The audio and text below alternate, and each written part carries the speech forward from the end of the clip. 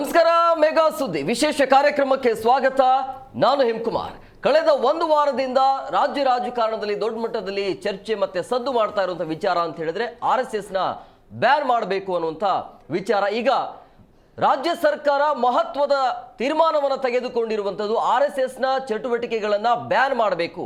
ಅಂದ್ರೆ ಪ್ರಮುಖವಾಗಿ ಸರ್ಕಾರಿ ಜಾಗದಲ್ಲಿ RSS ನ ಕಾರ್ಯಕ್ರಮಗಳು ಆಗಿರ್ಬೋದು ಅಥವಾ ಯಾವುದೇ ಚಟುವಟಿಕೆ ಇರಲಿ ಅದಕ್ಕೆ ಅವಕಾಶ ಕೊಡಬಾರದು. ಒಂದು ವೇಳೆ ಅವಕಾಶ ಬೇಕು ಅಂತ ಹೇಳಿದ್ರೆ ಅದಕ್ಕೆ ಅನುಮತಿ ಕಡ್ಡಾಯ ಮಾಡಬೇಕು ಅಂತೇಳಿ ಸಚಿವ ಸಂಪುಟ ಸಭೆಯಲ್ಲಿ ತೆಗೆದುಕೊಂಡಿರುವಂತಹ ಮಹತ್ವದ ತೀರ್ಮಾನ ನಿರ್ಧಾರ ಇದು. ಹಾಗಾದ್ರೆ ರಾಜ್ಯ ಸರ್ಕಾರಕ್ಕೆ ಈ ಸಂಘಟನೆಗಳನ್ನು ಅಥವಾ ಚಟುವಟಿಕೆಗಳನ್ನು ಬ್ಯಾನ್ ಮಾಡೋದಕ್ಕೆ ಅವಕಾಶ ಇರುತ್ತಾ? ಕಾನೂನು ಏನು ಹೇಳುತ್ತೆ? ಸಂವಿಧಾನದಲ್ಲಿ ಯಾವ ರೀತಿಯಾಗಿ ಅವಕಾಶ ಇರುತ್ತೆ ರಾಜ್ಯ ಸರ್ಕಾರಕ್ಕೆ? ಯಾಕೆ ಈ ರೀತಿಯಾಗಿ ರಾಜ್ಯ ಸರ್ಕಾರ ಒಂದು ಕ್ರಮವನ್ನು ತೆಗೆದುಕೊಂಡಿರಬಹುದು? ಅದರ ಜೊತೆಗೆ ಪ್ರಮುಖವಾಗಿ ಬಿಜೆಪಿಯ ಜನಪ್ರಿಯತೆಯನ್ನ ಕಡಿವಾಣ ಹಾಕೋದಕ್ಕೆ ಈ ರೀತಿ RSS ಮುಖಾಂತರ ಹೊರಡ್ತಾ ಇದೆಯಾ ಅನ್ನುವಂಥ ಚರ್ಚೆಗಳು ದೊಡ್ಡ ಮಟ್ಟದಲ್ಲಿ ಆಗ್ತಾ ಇದೆ.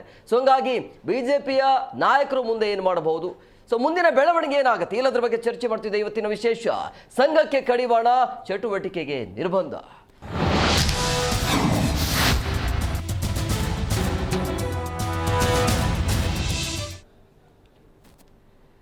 ಇನ್ಮೇಲೆ RSS ನ ಯಾವುದೇ ಕಾರ್ಯಕ್ರಮ ಅಥವಾ ಚಟುವಟಿಕೆ ನಡಿಬೇಕು ಅಂತ ಹೇಳಿದ್ರೆ ಸರ್ಕಾರದ ಅನುಮತಿ ಕಡ್ಡಾಯ ಇರುತ್ತೆ. ಸ್ವಯಂ ಸೇವಕ ಸಂಘ ಚಟುವಟಿಕೆಗೆ ಈಗ ನಿರ್ಬಂಧ ಹೇರೋದಕ್ಕೆ ರಾಜ್ಯ ಸರ್ಕಾರ ಮುಂದಾಗಿದೆ. ಅನುಮತಿ ಇಲ್ಲದೆ ಯಾವುದೇ ರೀತಿಯ ಕಾರ್ಯಕ್ರಮ ನಡಿಬಾರದು ಅನ್ನೋದು. ಸೊ ಹಂಗಾಗಿ ಅನುಮತಿಯನ್ನು ಪಡಿಲೇಬೇಕಾಗತ್ತೆ. ಅತಿಕ್ರಮ ಪ್ರವೇಶ ಅಂಥೇಳಿ ಸರ್ಕಾರ ಈಗ ಪರಿಗಣಿಸುತ್ತೆ. ಸರ್ಕಾರಿ ಶಾಲೆ ಆಗಿರ್ಬೋದು, ಕಾಲೇಜು ಮತ್ತೆ ಮೈದಾನವನ್ನ ಬಳಸುವಂತಿಲ್ಲ. ಸಂಸ್ಥೆಗಳಿಗೆ ಸಕ್ಷಮ ಪ್ರಾಧಿಕಾರದ ಅನುಮತಿ ಇನ್ಮೇಲೆ ಕಡ್ಡಾಯವಾಗಿರುತ್ತೆ. ರಾಷ್ಟ್ರೀಯ ಸ್ವಯಂ ಸೇವಕ ಸಂಘದ ಚಟುವಟಿಕೆಗೆ ಈ ಮುಖಾಂತರ ಬ್ರೇಕ್ ಹಾಕೋದಕ್ಕೆ ಸರ್ಕಾರ ಕಡಿವಾಣಕ್ಕೆ ಈಗ ಮುಂದಾಗಿರುವಂತಹ ಹಿನ್ನೆಲೆಯಲ್ಲಿ ಬಿಜೆಪಿಯ ಮುಖಂಡರು ಆಕ್ರೋಶವನ್ನ ಹೊರಹಾಕ್ತಿದ್ದಾರೆ. ನಿಮಗೆ ತಾಕತ್ತು ದಮ್ಮಿದ್ರೆ ಮಾಡಿ ನೋಡೋಣ ಅಂತೇಳಿ.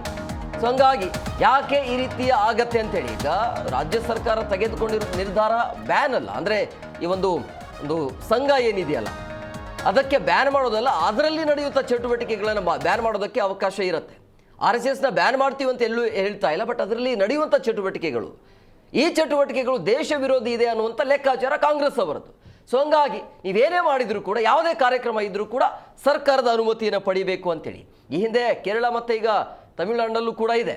ಅದೇ ರೀತಿಯ ಮಾದರಿಯನ್ನು ರಾಜ್ಯ ಸರ್ಕಾರಕ್ಕೆ ತರೋದಕ್ಕೆ ಸರ್ಕಾರ ಮುಂದಾಗಿದೆ. ಸೊ ಹಂಗಾಗಿ ಮುಂದಿನ ಬೆಳವಣಿಗೆ ಏನಾಗಬಹುದು ಅನ್ನುವಂಥ ಲೆಕ್ಕಾಚಾರ, ಯಾವ ಕಾರಣಕ್ಕಾಗಿ ಬ್ಯಾನ್ ಮಾಡೋದಕ್ಕೆ ಮುಂದಾಗಿದ್ದಾರೆ ಅಂತೇಳಿ.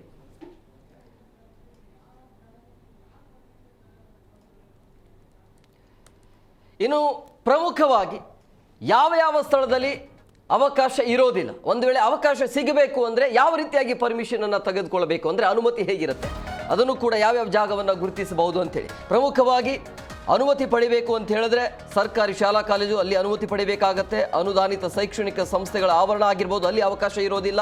ಉನ್ನತ ಶಿಕ್ಷಣ ಇಲಾಖೆ ಆಗಿರ್ಬೋದು, ಶಾಲಾ ಶಿಕ್ಷಣ ಮತ್ತು ಸಾಕ್ಷರತಾ ಇಲಾಖೆ ಆಗಿರ್ಬೋದು, ಇಲ್ಲಿ ಅವಕಾಶ ಇರೋದಿಲ್ಲ. ಅವಕಾಶ ಸಿಗಬೇಕು ಅಂದರೆ ಅನುಮತಿ ಇರಬೇಕು.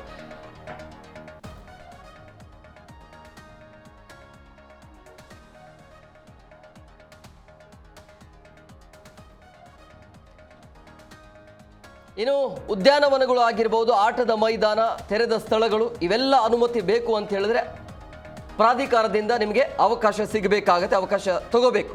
ಗ್ರಾಮೀಣಾಭಿವೃದ್ಧಿ ಮತ್ತು ಪಂಚಾಯತ್ ರಾಜ್ ಇಲಾಖೆಯಿಂದ ಸಾರ್ವಜನಿಕ ರಸ್ತೆಗಳು, ಸರ್ಕಾರದ ಆಸ್ತಿ ಅಥವಾ ಸ್ಥಳಗಳು, ಜಿಲ್ಲಾಧಿಕಾರಿಗಳು, ಪೊಲೀಸ್ ಆಯುಕ್ತರು, ಆಯಾ ಜಿಲ್ಲಾ SP ಗಳು, ಇದರಿಂದ ನೀವು ಅನುಮತಿಯನ್ನು ಪಡಿಬೇಕಾಗತ್ತೆ. ಯಾವ ಸ್ಥಳದಲ್ಲಿ ನೀವು ಒಂದು ವೇಳೆ ಕಾರ್ಯಕ್ರಮವನ್ನು ಮಾಡಬೇಕು ಅಂತ ಹೇಳಿದ್ರೆ ಈ ರೀತಿಯಾಗಿ ಅನುಮತಿಗೆ ಸಕ್ಷಮ ಪ್ರಾಧಿಕಾರದಿಂದ ನೀವು ಅನುಮತಿಯನ್ನು ಪಡೆಯಬೇಕಾಗತ್ತೆ. ಸರ್ಕಾರಿ ಶಾಲಾ ಕಾಲೇಜುಗಳಲ್ಲಿ ನಡಿಬೇಕು ಅಂತ ಹೇಳಿದ್ರೆ ಅಲ್ಲಿ ಆಯಾ ಅಧಿಕಾರಿಗಳಿಂದ ನೀವು ಅನುಮತಿಯನ್ನು ಪಡಿಬೇಕಾಗತ್ತೆ. ಎಲ್ಲ ಸ್ಥಳಗಳಲ್ಲಿ ನೀವು ಅವಕಾಶ ಬೇಕು ಅಂತ ಹೇಳಿದ್ರೆ ಈ ರೀತಿಯಾಗಿ ಆ ಕ್ಷೇತ್ರಕ್ಕೆ ಯಾರೆಲ್ಲ ಅಧಿಕಾರ ಇರುತ್ತಲ್ಲ ಅವರಿಂದ ಅನುಮತಿ ಪಡೆಯಬೇಕು. ಅದರ ಜೊತೆಗೆ ಸರ್ಕಾರಿ ಅಧಿಕಾರಿಗಳು ಕೂಡ ಈ ಕಾರ್ಯಕ್ರಮದಲ್ಲಿ ಭಾಗಿಯಾಗುವಂತಿಲ್ಲ. ಒಂದು ವೇಳೆ ಸರ್ಕಾರಿ ಅಧಿಕಾರಿಗಳು ಭಾಗಿಯಾಗುವಂತೆ ಆದಲ್ಲಿ ಅಥವಾ ಆಯಿತು ಅಂತ ಹೇಳಿದ್ರೆ ಅವರ ವಿರುದ್ಧ ಕಠಿಣ ಕ್ರಮ ಆಗತ್ತೆ ಅಂತೇಳಿ ಖಡಾಖಂಡಿತವಾಗಿ ಸ್ಟೇಟ್ಮೆಂಟನ್ನು ಕೊಡಲಾಗಿದೆ. ಸೊ ಹಂಗಾಗಿ ಇನ್ನು ಮೇಲೆ ಯಾವುದೇ ರೀತಿಯ ಸರ್ಕಾರಿ ಜಾಗದಲ್ಲಿ ಅಥವಾ ದೇವಸ್ಥಾನದ ಆವರಣದಲ್ಲಿ ನಡಿಬೇಕು ಅಂತ ಹೇಳಿದ್ರೆ ಅದಕ್ಕೆ ಅನುಮತಿ ಇನ್ಮೇಲೆ ಕಡ್ಡಾಯವಾಗಿರುತ್ತೆ.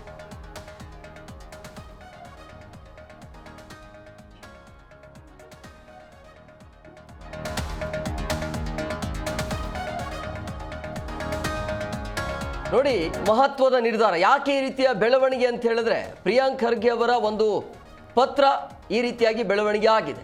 CM ಸಿದ್ದರಾಮಯ್ಯ ಅವರಿಗೆ ಒಂದು ನೇರವಾಗಿ ಪತ್ರವನ್ನು ಬರೀತಾರೆ. ಕೈಯಲ್ಲಿ ಒಂದು ಕೋಲ್ ಹಿಡ್ಕೊಂಡು ಈ ರೀತಿಯಾಗಿ ಧರ್ಮ ವಿರೋಧಿ ಚಟುವಟಿಕೆ ನಡೀತಾ ಇದೆ, ಮಕ್ಕಳ ಮೇಲೆ ಇದೆಲ್ಲ ಪರಿಣಾಮ ಬೀರ್ತಾ ಇದೆ, ಶಾಲಾ ಕಾಲೇಜು ಆವರಣದಲ್ಲಿ ಅದನ್ನು ದುರುಪಯೋಗ ಮಾಡಿಕೊಳ್ಳಲಾಗ್ತಾ ಇದೆ, ಇದೆಲ್ಲದಕ್ಕೆ ಕಡಿವಾಣ ಹಾಕಬೇಕು ಅಂತೇಳಿ CM ಸಿದ್ದರಾಮಯ್ಯ ಅವರಿಗೆ ಪತ್ರವನ್ನು ಬರೆದಿರುವಂಥ ಹಿನ್ನೆಲೆಯಲ್ಲಿ ಸಚಿವ ಸಂಪುಟ ಸಭೆ ಆಗತ್ತಲ್ಲಿ ಆಲ್ಮೋಸ್ಟ್ ಎಲ್ಲರೂ ಕೂಡ ಪ್ರಿಯಾಂಕ್ ಖರ್ಗೆ ಅವರ ಪರವಾಗಿ ಧ್ವನಿಯನ್ನು ಎತ್ತಿದ್ರು. ಸೊ ಹಂಗೆ ಆಗಬೇಕು ಅಂಥೇಳಿ. ಇದಕ್ಕೆ ಹಿಂದಿನ ಕಾರಣಗಳು ಬೇರೆ ಬೇರೆ ರೀತಿ ಇರುತ್ತೆ. ಅಂದರೆ BJPಯ ಜನಪ್ರಿಯತೆಯನ್ನು ಕಡಿವಾಣ ಹಾಕೋದಕ್ಕೆ ಈ ರೀತಿಯಾಗಿ ಕಾನೂನಿನ ಮುಖಾಂತರ ಕಡಿವಾಣ ಹಾಕಬೇಕು ಅನ್ನುವಂಥ ಲೆಕ್ಕಾಚಾರ ಇದೆ ಅಂತ BJPಯ ನಾಯಕರು, BJPಯ ಮುಖಂಡರು ಹೇಳ್ತಾ ಇರುವಂಥದ್ದು. ಸೊ ಹಂಗಾಗಿ ಇದಕ್ಕೆ ಅವಕಾಶ ಇರುತ್ತಾ ಅನ್ನೋದ್ರ ಬಗ್ಗೆ ಸುದೀರ್ಘವಾಗಿ 1 ಗಂಟೆಗಳ ಕಾಲ ನಾವು ನಿಮ್ಮ ಜೊತೆಲಿ ಇರ್ತೀವಿ.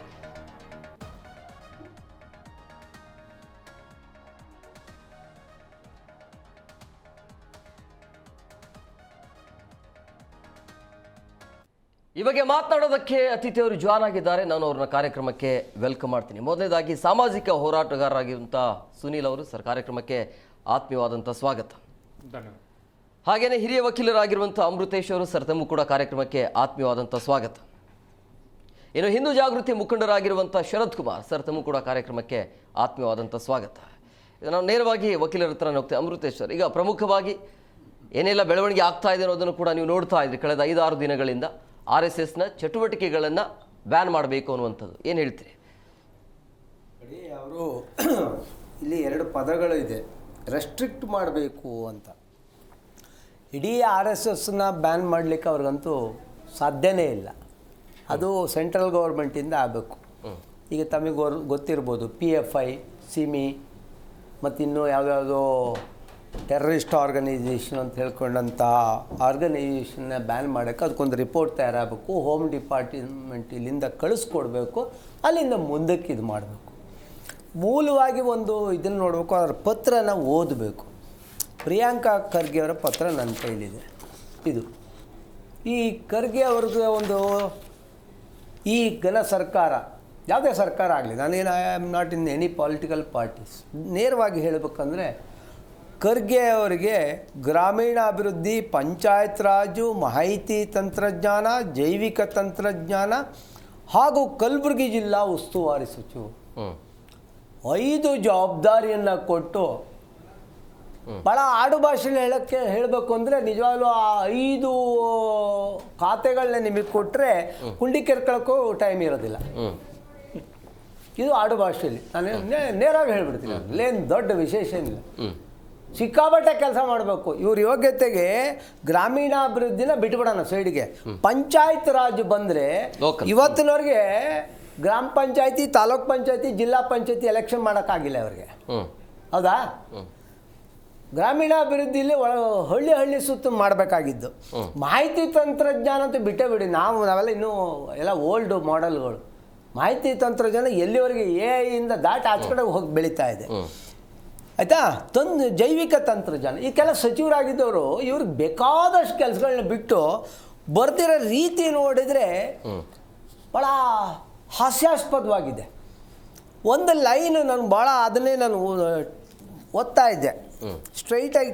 3ನೇ ಪ್ಯಾರಾಕ್ ಬಂದರೆ, ಪೊಲೀಸು ಅನುಮತಿ ಪಡೆಯದೆ ದೊಣ್ಣೆಗಳನ್ನು ಹಿಡಿದು ಆಕ್ರಮಣಕಾರಿ ಪ್ರದರ್ಶನ ನಡೆಸುವ ಮೂಲಕ ಮುಗ್ಧ ಮಕ್ಕಳು ಹಾಗೂ ಯುವಜನರ ಮನಸ್ಸಿನ ಮೇಲೆ ದುಷ್ಪರಿಣಾಮ ಬೀರಲಾಗುತ್ತೆ. ಇವು ಯಾವ ಬಚ್ಚಾರಿ ಇವರು? ಯಾಕೆ ಇದನ್ನು ಹೇಳ್ತೀರಿ ಅಂದರೆ, ಈ ಪ್ರದರ್ಶನಗಳನ್ನ ಓಮ್ ಪಿಕ್ಚರ್ ನೋಡಿದ್ದೀರಾ? ದಂಡೋಪಾಳ್ಯ ನೋಡಿದ್ದೀರಾ? KGF ನೋಡಿದ್ದೀರಾ? KGF 2 ನೋಡಿದ್ರಾ? ಮತ್ತು ಇನ್ನೆಂತ ಅವು ಪ್ರದರ್ಶನಗಳೇ. ಅದು ಎಂಥ ಇದನ್ನು ಪರಿಣಾಮ ಬೀರುತ್ತೆ ಅಂದರೆ, ದಂಡೋಪಾಳ್ಯ ಬಂದ ಮೇಲೆ ಬೆಂಗಳೂರು ನಗರದಲ್ಲಿ ದಿನಕ್ಕೊಂದು ಒಂಟಿ ಮಹಿಳೆ ಕೊಲೆ ಆಯಿತು. ಆಯಿತಾ? Yes, I do agree. ಇಲ್ಲಿ ದೊಣ್ಣೆಗಳನ್ನು ಹಿಡಿದು, ಅದು ದೊಣ್ಣೆ ಅಲ್ಲ, ಅದಕ್ಕೊಂದು ಪಾವಿತ್ರತೆ ಇದೆ. ಹೌದಾ? ನಮ್ಮ ತಂದೆಯವರನ್ನ ಅವನ ಪಿತೃ ಅಂತ ಹೇಳ್ತೀವಿ. ನೀನು ಹುಟ್ಟಿಸ್ನಲ್ಲ ಅವನು ಅಂತ ಹೇಳೋಕ್ಕಾಗಲ್ಲ.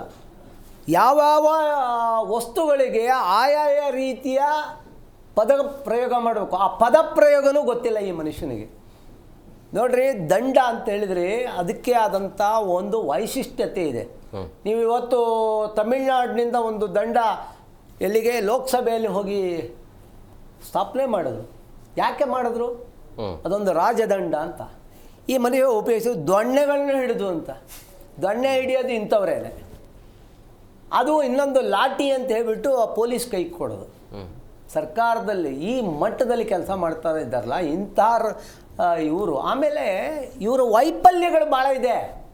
ಸರ್ಕಾರದ ವೈಫಲ್ಯಗಳು ಬೇಕಾದಷ್ಟಿದೆ. ಈ ಫ್ರೀ ಬೀಸ್ ಕೊಟ್ಬಿಟ್ಟು ಈಗ ಹಣ ಇಲ್ಲ, ಅದಕ್ಕೆ ಏನಾದರೂ ಬೇರೆ ಬೇರೆ ವ್ಯವಸ್ಥೆ, ಇನ್ನು ಜನ ಬೇರೆ ಥರದಲ್ಲಿ ಬರ್ತಾರೆ ಅಂತ ಹೇಳಿದಾಗ ತಮ್ಮ ಗಮನವನ್ನು ಬೇರೆ ಕಡೆಗೆ ಸೆಳೆಯುವಂಥದ್ರಲ್ಲಿ ಈಗ ಭಾಳ ಮಾಡಿಬಿಟ್ರು ಅವರು. 4-5 ಇನ್ಸಿಡೆಂಟ್ಗಳು ಹೇಳ್ತೀನಿ. ಬುರ್ಡೆ ಗ್ಯಾಂಗ್ ಎಲ್ಲಿದು? ಯಾರ ಪ್ರಾಯೋಜಿತ ನಾಟಕ ಕಂಪನಿ? ಹೌದಾ? ಓಕೆ, ಮಾತ್ರ ಮತ್ತೊಬ್ಬರು ಗೆಸ್ಟ್ ಜಾಯ್ನ್ ಆಗಿದ್ದಾರೆ. ನನ್ನ ಕಾರ್ಯಕ್ರಮಕ್ಕೆ ವೆಲ್ಕಮ್ ಮಾಡಿಬಿಡ್ತೀನಿ. ರಾಷ್ಟ್ರೀಯವಾದಿ ಚಿಂತಕರಾಗಿರುವಂಥ ಭರತ್ ಗೌಡ್ರು ಕಾರ್ಯಕ್ರಮಕ್ಕೆ ಆತ್ಮೀಯವಾದಂಥ ಸ್ವಾಗತ. ಹಾಗೆಯೇ ಇತ್ತೀಚೆಗೆ ಬಂದಂಥ ದಸರಾದ್ದು ಭಾನು ಮಸ್ತಾಗ್ದು ಹುಟ್ಟಾಕಿದ್ರು. ಅಂದರೆ ನಿಮಗೆ ಒಂದು ಗಮನ ಬೇರೆ ಬೇರೆ ಬೇರೆ ಕಡೆಗೆ ಹೋಗ್ತಾ ಇರಬೇಕು. ಇವರ ಅಭಿವೃದ್ಧಿಯ ಪರವಾಗಿ ಯಾವ್ದಾದ್ರು ಕೆರೆ ಕಟ್ಟೆಗಳನ್ನ ಕ್ಲೀನ್ ಮಾಡಿದ್ರಲ್ಲಿ ಹೊಸ ಕೆರೆಗಳು ಮಾಡಿದ್ದು. ಈಗ ಪಾಟೋಲು ಅಂತ ಹೇಳಿದ್ದು ಅದಕ್ಕೆ ಉಲ್ಟಾ ಮಾತಾಡೋಕೆ ಹೊರಟ್ಬಿಟ್ರು. ನೀವು ಬೆಂಗಳೂರಲ್ಲಿ ಇದ್ದು ನೀವು ಬೆಂಗಳೂರಿಗೆ ಬೈತಿರಲ್ರಿ ಅಂತ. ಬೆಂಗಳೂರಿಗಲ್ಲ, ಬಾಂಬೆಗೂ ಬೈತೀವಿ. ನೀವು ರೋಡ್ ಸರಿ ಮಾಡಿಕೊಡ್ರಿ. ಗ್ರೇಟರ್ ಬೆಂಗಳೂರು ಅಂತ ಮಾಡಿದ್ರಿ. ಏನು ಗ್ರೇಟರ್ ಬೆಂಗಳೂರು? ಅಲ್ಲಿ greater Bombay, greater Calcutta, greater Chennai ಅಂತ ಮಾಡ್ಕೊಂಡ್ರಲ್ಲ, ಅದಕ್ಕೆ ನಾನು ಮಾಡಿದೆ. ಒಂದು ಕಾಗೆ ಇರಬೇಕು. ಕಾಗೆ ನಾನು ಇದನ್ನ ಅದೇನೋ ಅದು ಹಾಡಾಡುತ್ತಲ್ಲ ಅದೇ ಕಲರ್ದು ಕೋಗಿಲೆ ಥರ ನಾನು ಹಾಡಾಡಕ್ಕೆ ಹೋದರೆ ಬೇರೆ ಥರ ಆಗುತ್ತೆ. ಅವರ ವೈಫಲ್ಯಗಳನ್ನು ಮೊದಲು ಮುಚ್ಚಿಟ್ಕೊಂಡು ಬೇರೆ ಇದಕ್ಕೆ ಹೋಗೋದು ಬೇಡ. ಈ ಇದರೊಳಗಡೆ ಮುಜರಾಯಿ ಇಲಾಖೆಯಲ್ಲಿ, ದೇವಸ್ಥಾನಗಳಲ್ಲಿ, ಪುರಾತತ್ವ ಇಲಾಖೆ ಸೇರಿದಂಥ ಯಾವ ಗ್ರೌಂಡ್ಗಳೆಲ್ಲ ಮಾಡೋದನ್ನ ನಿಷೇಧ ಹೇರಬೇಕು ಅಂತಾರೆ. Not RSS is going to be banned. ಯಾವುದೇ ಕಾರಣಕ್ಕಾಗಲ್ಲ.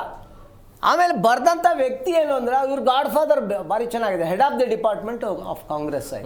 ಇವ್ರು ಏನು ಹೇಳಿದ್ರು ನಡೀತದೆ. ಆಮೇಲೆ ಇವ್ರಿಗೊಂದು ಅಪೀಸ್ಮೆಂಟ್ ಇದೆ. ಮಲ್ಲಿಕಾರ್ಜುನ್ ಖರ್ಗೆ ಅವ್ರ ಮಗಪ್ಪ, ನಾವೇನೋ ಮಾತಾಡೋಂಗಿಲ್ಲ.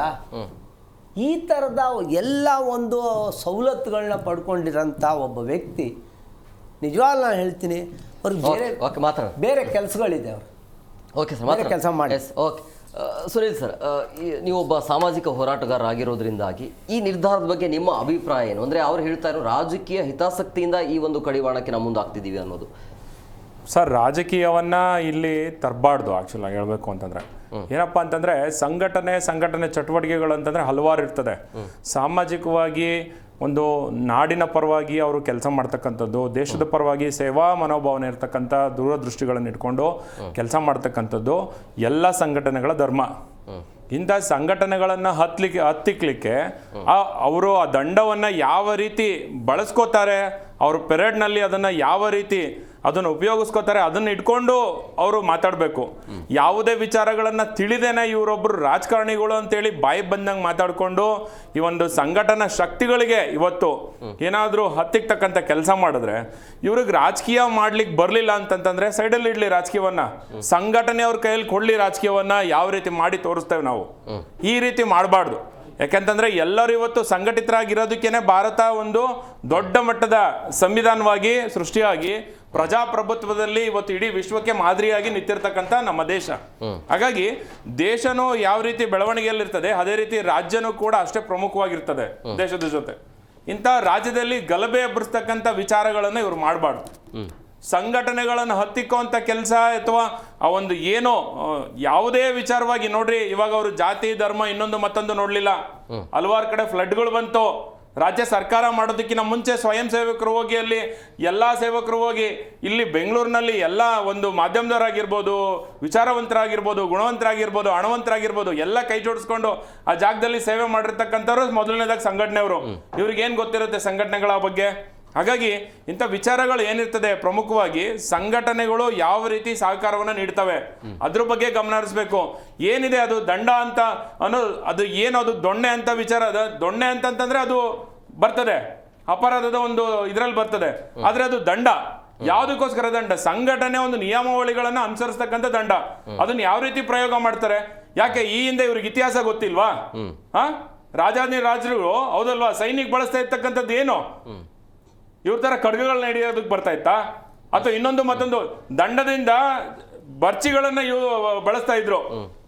ಅಂತ ಸಮಯದಲ್ಲಿ ದಂಡ ಅನ್ನೋದಕ್ಕೂ ಇವರಿಗೆ ಬರ್ತಕ್ಕಂಥ ವಿಚಾರ, ಇವ್ರುಗಳಿಗೇನೋ ತಲೆಲಿರೋದೇನೋ ಒಂದು ರೌಡಿ ಮನೋಭಾವನೆ, ಅದನ್ನ ದೊಣ್ಣೆ ಅಂತ ಪರಿವರ್ತನೆ ಮಾಡ್ಕೊಂಡಿದ್ದಾರೆ. ಅದು ಎಷ್ಟೋ ಇವ್ರಿಗೆ ಜವಾಬ್ದಾರಿ ಇದೆ, ನಾನಾ ತರ ಜವಾಬ್ದಾರಿಗಳಿದೆ.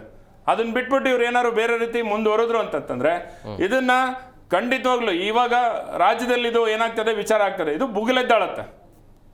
ಈಗ ಆಲ್ರೆಡಿ ಅವ್ರು ನೋಡ್ತಾ ಇದ್ದಾರೆ ವಿಚಾರಗಳನ್ನ, ಹಲವಾರು ವಿಚಾರಗಳನ್ನ ಸರ್ಕಾರದ ಒಂದು ಮನೋದೃಷ್ಟಿಗಳು ಇಟ್ಕೊಂಡು ಇವರು ಸರ್ಕಾರವನ್ನ ಸರಿಯಾಗಿ ನಡ್ಸ್ಕೊಂಡು ಹೋಗ್ಬೇಕು ಇವತ್ತಿನ ದಿನ. ಅದು ಬಿಟ್ಬಿಟ್ಟು ಮಾಡೋ ಕೆಲಸ ಬಿಟ್ಬಿಟ್ಟು ಅದು ಯಾರೋ ಆಡೋರಿಂದ ಹೋಗಿದ್ರು ಅಂತ ಹೇಳಿ ಯಾರೋ ಏನೋ ಮಾಡ್ತಿದ್ದಾರೆ, ಅದನ್ನ ಮಾಡ್ಲಿಕ್ಕೆ ಹೋಗ್ಬಾರ್ದು. ಇವತ್ತು ನಾನಾ ಕಡೆ ಭಾಗದಲ್ಲಿ ಬೇರೆ ಬೇರೆ ರೀತಿ ವರ್ತನೆಗಳನ್ನ ಮಾಡ್ತಾ ಇದೆ ಕೆಲವೊಂದು ಸಂಘಟನೆಗಳು. ಅಂತದ್ರ ಬಗ್ಗೆ ಗಮನ ಹರಿಸ್ಲಿ, ಉದ್ಧಾರ ಮಾಡ್ಲಿ ಎಲ್ಲರ ಜೊತೆ ಸೇರ್ಕೊಂಡಿವರು. ಓಕೆ, ಮಾತಾಡೋಣ. ಮತ್ತೊಬ್ಬರು ಗೆಸ್ಟ್ ಜಾಯ್ನ್ ಆಗಿದ್ದಾರೆ, ನಾನು ಕಾರ್ಯಕ್ರಮಕ್ಕೆ ವೆಲ್ಕಮ್ ಮಾಡಿಬಿಡ್ತೀನಿ. ಪ್ರಮುಖವಾಗಿ ಶ್ರೀರಾಮ ಸೇನೆಯ ಮುಖಂಡರಾಗಿರುವಂಥ ಲಕ್ಷ್ಮೀಶ್ ಅವರು ಸರ್, ಕಾರ್ಯಕ್ರಮಕ್ಕೆ ಆತ್ಮೀಯವಾದಂಥ ಸ್ವಾಗತ ಸರ್. ನಾನು ನಿಮ್ಮ ಹತ್ರನೇ ಬರ್ತೀನಿ. ಈ ಸರ್ಕಾರದ ಕ್ರಮವನ್ನು ನೀವು ಹೇಗೆ ನೋಡ್ತೀರಿ? ಅದರ ಜೊತೆಗೆ ಹಿಂದೂ ವಿರೋಧಿಯ ಚಟುವಟಿಕೆ ನಡೀತಾ ಇದೆಯಾ RSS ಕಡೆಯಿಂದ, ಏನು ಹೇಳ್ತೀರಿ ಸರ್? ಮೊದಲನೇದಾಗಿ ಇವತ್ತು RSS ಅನ್ನ ಬ್ಯಾನ್ ಮಾಡಬೇಕು ಅನ್ನೋರು ಕಡೆ ಪಕ್ಷ RSS ಅನ್ನೋದು ಏನು, ಅದರಲ್ಲಿ ಏನಾಗಿದೆ ಅಂತ ಶಾಖೆಯ ಅನುಭವ ಕಡೆ ಪಕ್ಷ ಒಂದು ದಿನ ಮಾಡಿದಾರ? ಒಂದು ದಿನ ಸಹ ಅದರ ಅನುಭವ ಪಡೆದಿರಾ? ಅವರು ಏಕಾಏಕಿ ಈಗ ಇದು ಉದ್ದೇಶ ಇಷ್ಟೇ ಸರ್, ತುಂಬಾ ಸಿಂಪಲ್ ಆಗಿ ಹೇಳ್ಬೇಕಂದ್ರೆ ಮಳೆಗಾಲ ಎಲ್ಲ ಕಡೆ ಗುಂಡಿಗಳು ಬಿದ್ದಿದೆ, ಆ ಗುಂಡಿಗಳಿಂದ ಸುಮಾರು ಜನ ಸಾಯ್ತಿದ್ದಾರೆ. ಆ ಗುಂಡಿಗಳನ್ನ ಮುಚ್ಚೋದಕ್ಕೆ ಅವ್ರ ಕೈಯಲ್ಲಿ ಆಗ್ತಾ ಇಲ್ಲ. ಅದಕ್ಕೆ ಈ RSS ಅನ್ನೋದನ್ನ ತಗೊಂಡ್ ಬಂದು ಆ ಗುಂಡಿಗಳನ್ನ ಮುಚ್ಚೋ ಒಂದು ತೇಪೆ ಹಾಕೋ ಕೆಲಸ ಈಗ ಸರ್ಕಾರ ಮಾಡ್ತಾ ಇದೆ. ಅದಕ್ಕಷ್ಟೇ ಬಿಟ್ರೆ ಈ 100 ವರ್ಷದಲ್ಲಿ ಇಲ್ಲದೆ ಇರೋಂಥದ್ದು ಇವಾಗ ಏನಕ್ಕೆ ಬಂತು? 1947ರಲ್ಲಿ ಏನು ಪಾರ್ಟಿಷನ್ ಆಯ್ತು, ಪಾರ್ಟಿಷನ್ ಆದ ನಂತರದಲ್ಲಿ ಪಾಕಿಸ್ತಾನ ಮತ್ತೆ ಭಾರತದ ನಡುವೆ ಒಂದು ಏರ್ ಕಾಂಬ್ಯಾಕ್ಟ್ ನಡೀತಾ ಇರುತ್ತೆ. ಆ ಟೈಮಲ್ಲಿ ಪೂಚ್ ಭಾಗದಲ್ಲಿ ಏರ್ ಸ್ಟ್ರಿಪ್ಸ್ ಇರೋದಿಲ್ಲ. ಅಲ್ಲಿಗೆ ನಮ್ಮ ಈ ಆರ್ಟಿಕಲ್ 30 ಬಂದಿದ್ರಿಂದ ನಮ್ಮ ಸೈನಿಕರು ನೇರವಾಗಿ ಹೋಗೋದಕ್ಕೆ ಆಗ್ತಾ ಇರಲಿಲ್ಲ. ಏರ್ ಲಿಫ್ಟ್ ಮಾಡಬೇಕು ಅಂತ ಬಂದಾಗ ಪೂಚ್ ಭಾಗದಲ್ಲಿ ನಮಗೆ ಯಾವುದೇ ಏರ್ ಲ್ಯಾಂಡಿಂಗ್ ವ್ಯವಸ್ಥೆ ಇರಲಿಲ್ಲ. ಅಂತ ಸಮಯದಲ್ಲಿ RSS ನಂತ ಒಂದು ಸಂಘಟನೆ ಸುಮಾರು ಜನ ಅಲ್ಲಿ ಲೋಕಲೈಟ್ಸ್ನ ಸೇರಿಸ್ಕೊಂಡು ಕೈಯಲ್ಲಿ ಒಂದು ಏರ್ ಸ್ಟ್ರಿಪ್ ಅನ್ನ ವ್ಯವಸ್ಥೆ ಮಾಡಿ ರಾತ್ರೋರಾತ್ರಿ ಏರ್ ಲಿಫ್ಟ್ ಮುಖಾಂತರ ಸೈನಿಕರನ್ನ ಅಲ್ಲಿ ತಲುಪಿಸುವಂತ ಕೆಲಸ ಮಾಡ್ತು. ಅದು ಇವ್ರ ಕಣ್ಣಿಗಿಲ್ಲ. ಅವತ್ತು ಯಾರ ಸರ್ಕಾರ ಇದ್ದಿದ್ದು? ಇದೇ ಕಾಂಗ್ರೆಸ್ ಸರ್ಕಾರ. 1965ರಲ್ಲಿ ಮತ್ತೊಂದು ಯುದ್ಧ ಆಗುತ್ತೆ ಭಾರತ ಮತ್ತೆ ಪಾಕಿಸ್ತಾನದ ನಡುವೆ. ಶ್ರೀನಗರದ ಮೇಲೆ ಪಾಕಿಸ್ತಾನದವರು ಶ್ರೀನಗರದ ಏರ್ಪೋರ್ಟ್ನ ವಶಪಡಿಸ್ಕೊಳ್ಬೇಕು ಅಂದಾಗ ಅವ್ರಿಗೆ 150 ಜನ ಲೇಬರ್ಸ್ ಬೇಕಾಗಿರ್ತಾರೆ. ಏನಕ್ಕೆ? ಅಲ್ಲಿ ಬಿದ್ದಿರುವಂತ ಸ್ನೋನ ಸೆಪ್ಟೆಂಬರ್ ತಿಂಗಳಲ್ಲಿ ಯುದ್ಧ ನಡೀತಾ ಇರುತ್ತೆ. ಆ ಟೈಮಲ್ಲಿ ತುಂಬಾ ಸ್ನೋ ಫಾಲ್ ಆಗಿರುತ್ತೆ. ಆ ಸ್ನೋನ ಕ್ಲಿಯರ್ ಮಾಡಿದ್ರೆ ಅಲ್ಲಿಗೆ ನಮ್ಮ ಸೈನಿಕರನ್ನ ತಲುಪಿಸಬಹುದು. ಅದನ್ನ ಕ್ಲಿಯರ್ ಮಾಡ್ಬೇಕಾದ್ರೆ ಅಲ್ಲಿರುವಂತ ಮುಸ್ಲಿಂ ಲೇಬರ್ಸ್ ಮೇಲೆ ನಂಬಿಕೆ ಇರಲಿಲ್ಲ ಅವತ್ತು ಆರ್ಮಿಗೆ. ಅವತ್ತು ಆರ್ಮಿ ಹೋಗಿ RSS ಅವರಲ್ಲಿ ಅರ್ಜುನ್ ಸಿಂಗ್ ಮತ್ತೆ ಡೋಂಗ್ರಾ ಅವ್ರನ್ನ ಕೇಳುತ್ತೆ, ನನಗೆ ಒಂದು 150 ಜನ ಬೇಕಾಗ್ತಾರೆ ಈ ಒಂದು ಸ್ನೋನ ಕ್ಲಿಯರ್ ಮಾಡೋದಕ್ಕೆ. ಹಂಗೆ ಮಾಡಿದ್ರೆ 4 ಗಂಟೆಯಲ್ಲಿ ನಾವು ನಮ್ಮ ಸೈನಿಕರು ಇಲ್ಲಿ ಬರ್ತಾರೆ, ನಾವು ಉಳಿಸ್ಕೊಳ್ಬಹುದು. ಇಲ್ಲಾಂದ್ರೆ ಕಾಶ್ಮೀರ ಅವರ ತೋಟಿಗೆ ಹೋಗುತ್ತೆ ಅಂದಾಗ ನಿಮಗೆ ಬೇಕಾಗಿರೋದು 150 ಜನ. 600 ಜನ ಸ್ವಯಂ ಸೇವಕರನ್ನ ಕೊಡ್ತೀವಿ ಅಂತ ರಾತ್ರಿ 45 ನಿಮಿಷದಲ್ಲಿ 600 ಜನ ಸ್ವಯಂ ಸೇವಕರನ್ನ ವ್ಯವಸ್ಥೆ ಮಾಡಿಕೊಟ್ಟಿದ್ದು ಅವತ್ತು ಇದೇ RSS. ಅವತ್ತು RSS ಮಾಡಿದ್ರಿಂದ ರಾತ್ರಿ 1 ಗಂಟೆಗೆ ಶುರು ಆಗಿದ್ದು ಬೆಳಗ್ಗೆ 4 ಗಂಟೆ ಅಷ್ಟೊತ್ತಿಗೆ 300 ಜನ ಸೈನಿಕರನ್ನ ಮೊದಲನೇ ಲಿಫ್ಟ್ ಅಲ್ಲಿಗಾಗುತ್ತೆ. ಅದರಿಂದ ನಮ್ಮ ಕಾಶ್ಮೀರ ಉಳ್ಕೊಳ್ತು. ಅವತ್ತು ಯಾರ ಸರ್ಕಾರ ಇತ್ತು? ಇದೇ ಕಾಂಗ್ರೆಸ್ ಸರ್ಕಾರ. ಅವತ್ತು ಯಾಕೆ ಬ್ಯಾನ್ ಮಾಡಲಿಲ್ಲ? ನಿಮ್ಮ ಒಂದು ತೇಪೆ ಮುಚ್ಕೊಳ್ಳೋದಕ್ಕೆ, ನಿಮ್ಮ ಒಂದು ಬಾಯಿ ತೆವಲನ್ನ ಕ್ಷಮೆ ಇರಲಿ ಏನಾದ್ರು ಕೆಟ್ಟ ಪದ ಬಳಸಿದ್ರೆ ಆದ್ರೆ ಆ ರೀತಿ ನಡ್ಕೊಳ್ತಿದ್ದಾರೆ. ಆ ಒಂದು ಬಾಯಿ ತೆವಲನ್ನ ನಿವಾರಿಸ್ಕೊಳ್ಳೋದಕ್ಕೆ ಈ RSS ಬ್ಯಾನ್ ಅನ್ನೋ ಒಂದು ಮುಖವಾಡ ಹಾಕೊಂಡು ಅವ್ರು ತೇಪೆ ಮುಚ್ಕೊಳ್ಳೋ ಕೆಲಸ ಮಾಡ್ತಿದ್ದಾರೆ ಅಷ್ಟೇ. RSS ಬ್ಯಾನ್ ಅಲ್ಲ, RSS ಅಲ್ಲಿ ನಡೆಯುವಂತ ಚಟುವಟಿಕೆಗಳನ್ನ ಬ್ಯಾನ್ ಮಾಡಿ. ಸರ್, ಏನ್ ಚಟುವಟಿಕೆ ನಡೆಯುತ್ತೆ ಅನ್ನೋದು ಮೊದಲು ಗೊತ್ತಿದೆ. RSS ಆಗಿರ್ಬೋದು ಅಥವಾ ಒಂದು ಸಂಘಟನೆ ಆಗಿರ್ಬೋದು, ರಾಜ್ಯ ಸರ್ಕಾರಕ್ಕೆ ಹಕ್ಕಿಲ್ಲ, ಸಾಧ್ಯನೇ ಇಲ್ಲ. ಯಾವುದೇ ಸಂಘಟನೆ ಬ್ಯಾನ್ ಮಾಡೋ ಅಧಿಕಾರ ಅವ್ರಿಗಿಲ್ಲ, ಅಧಿಕಾರ ಇಲ್ಲ, ಇರೋದಿಲ್ಲ. ಮೊದಲಿಗೆ RSS ಚಟುವಟಿಕೆ ಏನಾಗುತ್ತೆ ಸರ್? ಒಂದು 10 ಜನ ಸೇರ್ತೀವಿ, ಕಬಡ್ಡಿ ಆಡ್ತೀವಿ, ಒಂದಷ್ಟು ತಾಲೀಮ್ ಮಾಡ್ಕೊಳ್ತೀವಿ. ದೇಹ ಗಟ್ಟಿಯಾಗಿದ್ರೆ ಮನಸ್ಸು ಗಟ್ಟಿಯಾಗಿರುತ್ತೆ, ಮನಸ್ಸು ಗಟ್ಟಿಯಾಗಿದ್ರೆ ದೇಶಭಕ್ತಿ ಇರುತ್ತೆ ಅನ್ನೋ ಒಂದು ಮಾಹಿತಿ ಕೊಡ್ತಾ ದೇಶಭಕ್ತಿ ಒಂದು ಪ್ರಾರ್ಥನೆ ಮಾಡ್ತೀವಿ. ಇಷ್ಟು ತಾನೇ RSS ಅಲ್ಲಿ ನಡೆಯುತ್ತೆ. 4 ಗೋಡೆಗಳ ಮಧ್ಯೆ ಮದ್ರಸಾಗಳಲ್ಲಿ ಏನೇನು ಹೇಳ್ತಾರೆ ಅನ್ನೋದು ಇವ್ರಿಗೆ ಕಾಣಿಸಲ್ಲ. ಅಲ್ಲಿಂದ ದೇಶ ವಿದ್ರೋಹಿಗಳು ಬಂದ್ರೆ ಅದ್ರ ಬಗ್ಗೆ ಇವ್ರಿಗೆ ಗಮನ ಇಲ್ಲ. ಆದ್ರೆ 4 ಜನಕ್ಕೆ ಕಾಣಿಸೋಂಗೆ ನಾವೇನಾದ್ರೂ ಮಾಡಿದ್ರೆ ಅದನ್ನ ಬ್ಯಾನ್ ಮಾಡಬೇಕು. ಭರತ್ ಸರ್, ನಿಮ್ಮ ಹತ್ರನೇ ಬರ್ತೀನಿ. ಈಗ ಬ್ರೇಕ್ನ ಸಮಯ ಆಗಿದೆ. ಬ್ರೇಕ್ ಆದ ಬಳಿಕ ಪ್ರಮುಖವಾಗಿ ಹಿಂದೆ ಇರುವಂಥ ಉದ್ದೇಶ ಏನು ಅಂತ ಹೇಳಿ, ಈಗ ಕಾಂಗ್ರೆಸ್ ಹೇಳ್ತಾ ಇರುವಂಥದ್ದು RSSನ ಸಾಧನೆ ಏನಿದೆ, ಚಡ್ಡಿ ಇದ್ದಿದ್ದು ಪ್ಯಾಂಟಿಗೆ ಬಂದಿದ್ದಾರೆ ಬಿಟ್ಟು ಅವರ ಸಾಧನೆ ಏನೂ ಇಲ್ಲ ಅನ್ನುವಂಥ ಲೆಕ್ಕಾಚಾರದಲ್ಲಿ. ಸೊ ಇದಕ್ಕೆ ಈ ಸ್ಟೇಟ್ಮೆಂಟಿಂದಾಗಿ BJPಯ ಮುಖಂಡರು ಆಕ್ರೋಶವನ್ನು ಹೊರಹಾಕ್ತಿದ್ದಾರೆ. ತಾಕತ್ತು ದಮ್ಮಿದ್ರೆ ಬ್ಯಾನ್ ಮಾಡಿ ನೋಡೋಣ ಅಂತೇಳಿ. ಭರತ್ ಸರ್, ಈಗ ರಾಷ್ಟ್ರೀಯ ಭದ್ರತೆಗೆ RSSನ ಚಟುವಟಿಕೆಗಳು ಅಪಾಯ ಇದೆ, ಹಾಗಾಗಿ ಈ ಚಟುವಟಿಕೆಗಳಿಗೆ ನಾವು ನಿರ್ಬಂಧವನ್ನು ಹೇರ್ತೀವಿ ಅನ್ನುವಂಥ ಲೆಕ್ಕಾಚಾರ ರಾಜ್ಯ ಸರ್ಕಾರದ್ದು. ಹೇಗೆ ವಿಶ್ಲೇಷಣೆ ಮಾಡ್ತೀರಿ?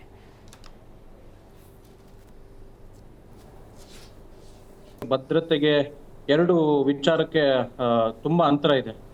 ರಾಷ್ಟ್ರೀಯ ಬದ್ಧತೆಯನ್ನು ಇಟ್ಟುಕೊಂಡು, ರಾಷ್ಟ್ರೀಯತೆಯನ್ನ ಇಟ್ಟುಕೊಂಡು, ವ್ಯಕ್ತಿ ನಿರ್ಮಾಣವನ್ನು ಇಟ್ಟುಕೊಂಡು, ವ್ಯಕ್ತಿ ನಿರ್ಮಾಣದ ಮೂಲಕ ರಾಷ್ಟ್ರ ನಿರ್ಮಾಣ ಮಾಡಬೇಕು ಅಂತ ಸಂಘ ಪ್ರಾರಂಭ ಆಗಿದ್ದು. 1925 ಸಂಘ ಪ್ರಾರಂಭ ಆಗಿದ್ದು ಉದ್ದೇಶನೇ ಇದು.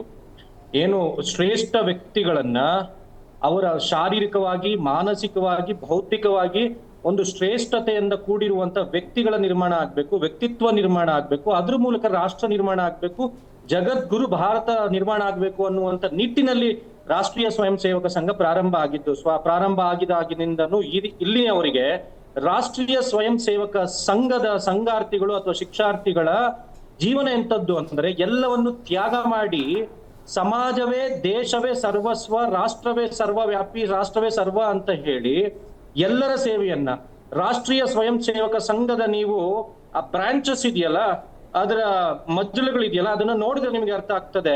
ಸರಿಸುಮಾರು 32 ಅಂಗ ಸಂಸ್ಥೆಗಳು ಅಂದ್ರೆ ಸಂಘದ ಪರಿವಾರಗಳು, 32 ಸಂಘದ ಪರಿವಾರಗಳಿವೆ. ಇವೆಲ್ಲವೂ ತನ್ನದೇ ಆದಂತಹ ಫೀಲ್ಡ್ ಅಲ್ಲಿ, ತನ್ನದೇ ಆದಂತಹ ಕ್ಷೇತ್ರಗಳಲ್ಲಿ ಚಟುವಟಿಕೆಗಳನ್ನ ನಡೆಸಿಕೊಂಡು, ಅಂದ್ರೆ ಸೇವೆಯ ಚಟುವಟಿಕೆಗಳನ್ನ, ಎಲ್ಲೂ ದೇಶದ ಸಮಾಜದ ವಿರುದ್ಧ ಚಟುವಟಿಕೆಯನ್ನ ಯಾವ ಒಂದು ಕ್ಷಣ ಕೂಡ ಸಂಘ ಇದುವರೆಗೂ ಮಾಡ್ಕೊಂಡು ಬರಲಿಲ್ಲ. ಸಂಘ 100 ವರ್ಷ ಯಾಕೆ ಗಟ್ಟಿಯಾಗಿ ನಿಂತ್ಕೋತು ಅಂದ್ರೆ, ಈ ದೇಶದಲ್ಲಿ ಬಾಬಾ ಸಾಹೇಬರು ಒಂದ್ಸಲ ಹೇಳ್ತಾರೆ, ಯಾವುದೋ ಒಂದು ಸಂಘಟನೆ ಒಂದು ವಿಚಾರವನ್ನ ಇಟ್ಕೊಂಡು ಸಂಘಟನೆ ಪ್ರಾರಂಭ ಆಗ್ತದೆ, ಆ ಸಂಘಟನೆ ಬೆಳೀತಾ ಬೆಳೀತಾ ಬೆಳೀತಾ ಆ ವಿಚಾರವನ್ನ, ಆ ವೈಚಾರಿಕತೆಯನ್ನ, ಐಡಿಯಾಲಜಿನ ಮರೆತು ನಾನು ಎನ್ನುವ ತೆವಲಿನಲ್ಲಿ ಆ ಸಂಘಟನೆಗಳು ಹರಿದು ಹಂಚು ಹೋಗುತ್ತದೆ, ಅಲ್ಲಿಗೆ ಆ ಸಂಘ ಸಮಾಪ್ತಿ ಆಗ್ತದೆ ಅಂತ.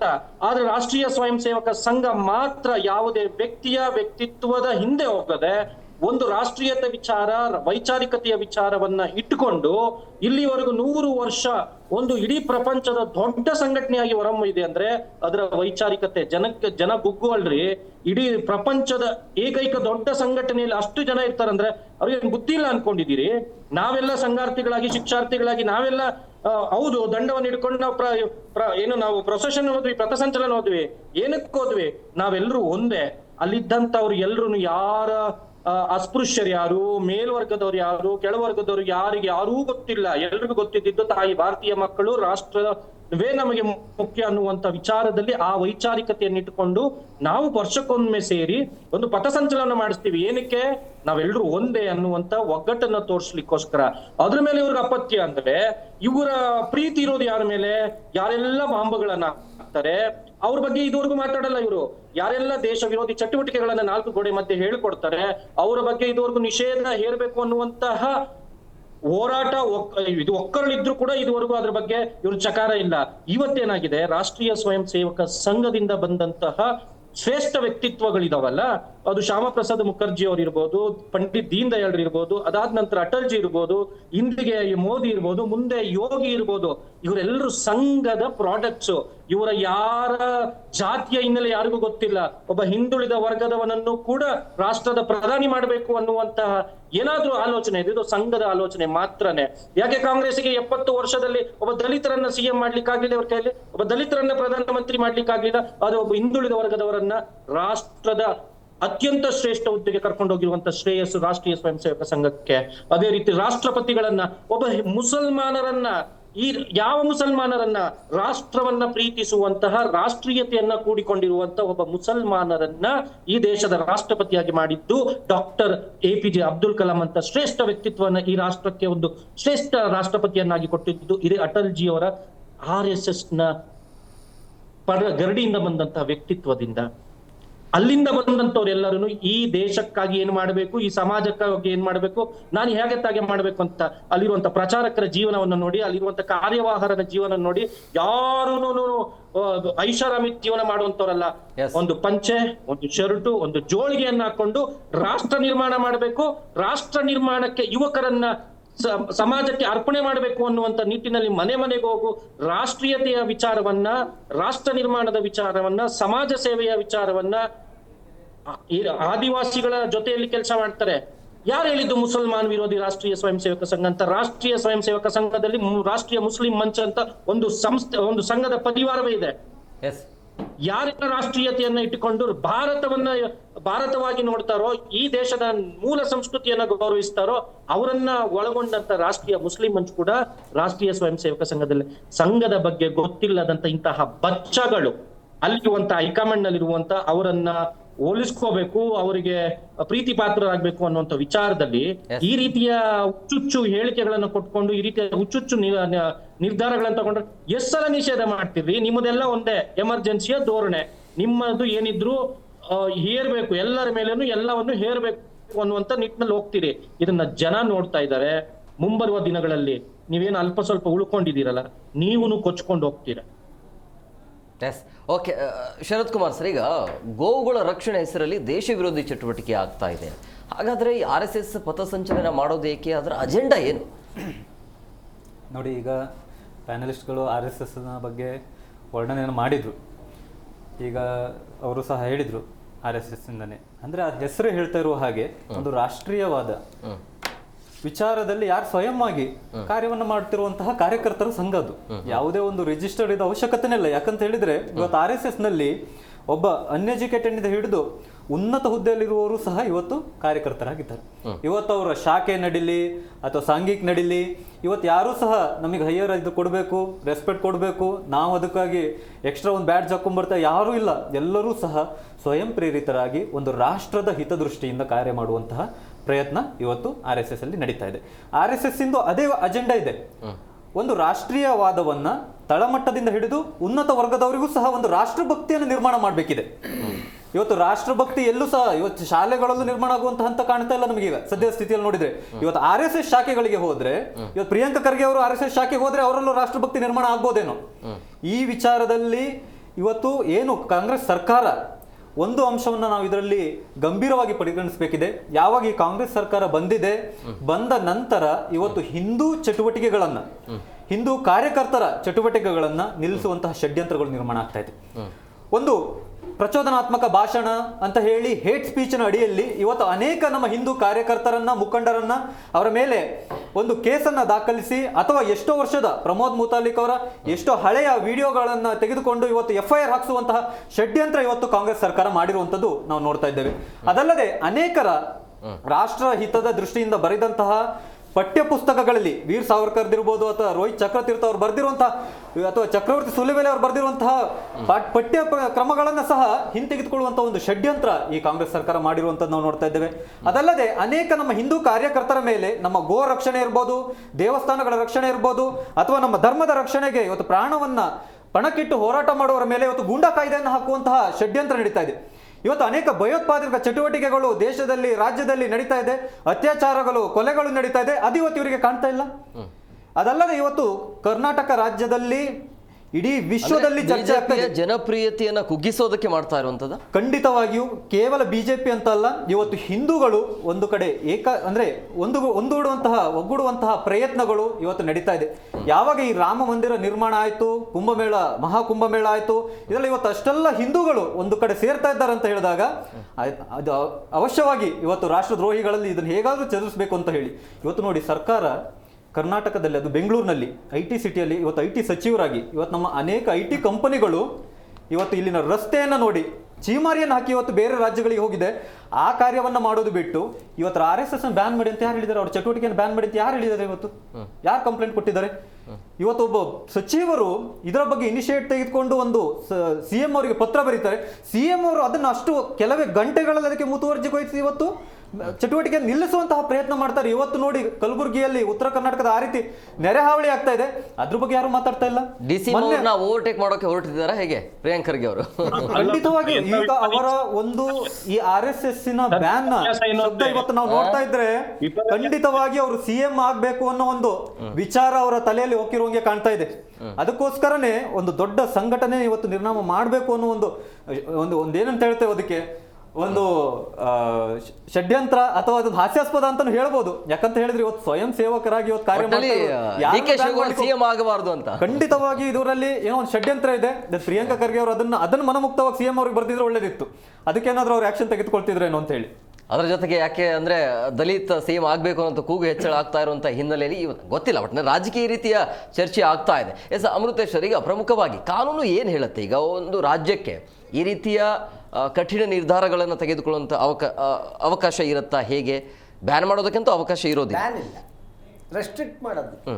ಅದೇನೋ ಸರ್ಕಾರಿ ಶಾಲಾ ಕಾಲೇಜುಗಳು, ಅನುದಾನಿತ ಕಾಲೇಜುಗಳ ಪ್ರಿಮೈಸಸ್ನ ಇವ್ರಿಗೆ ಉಪಯೋಗಿಸೋಕೆ ಬಿಡಬೇಡಿ.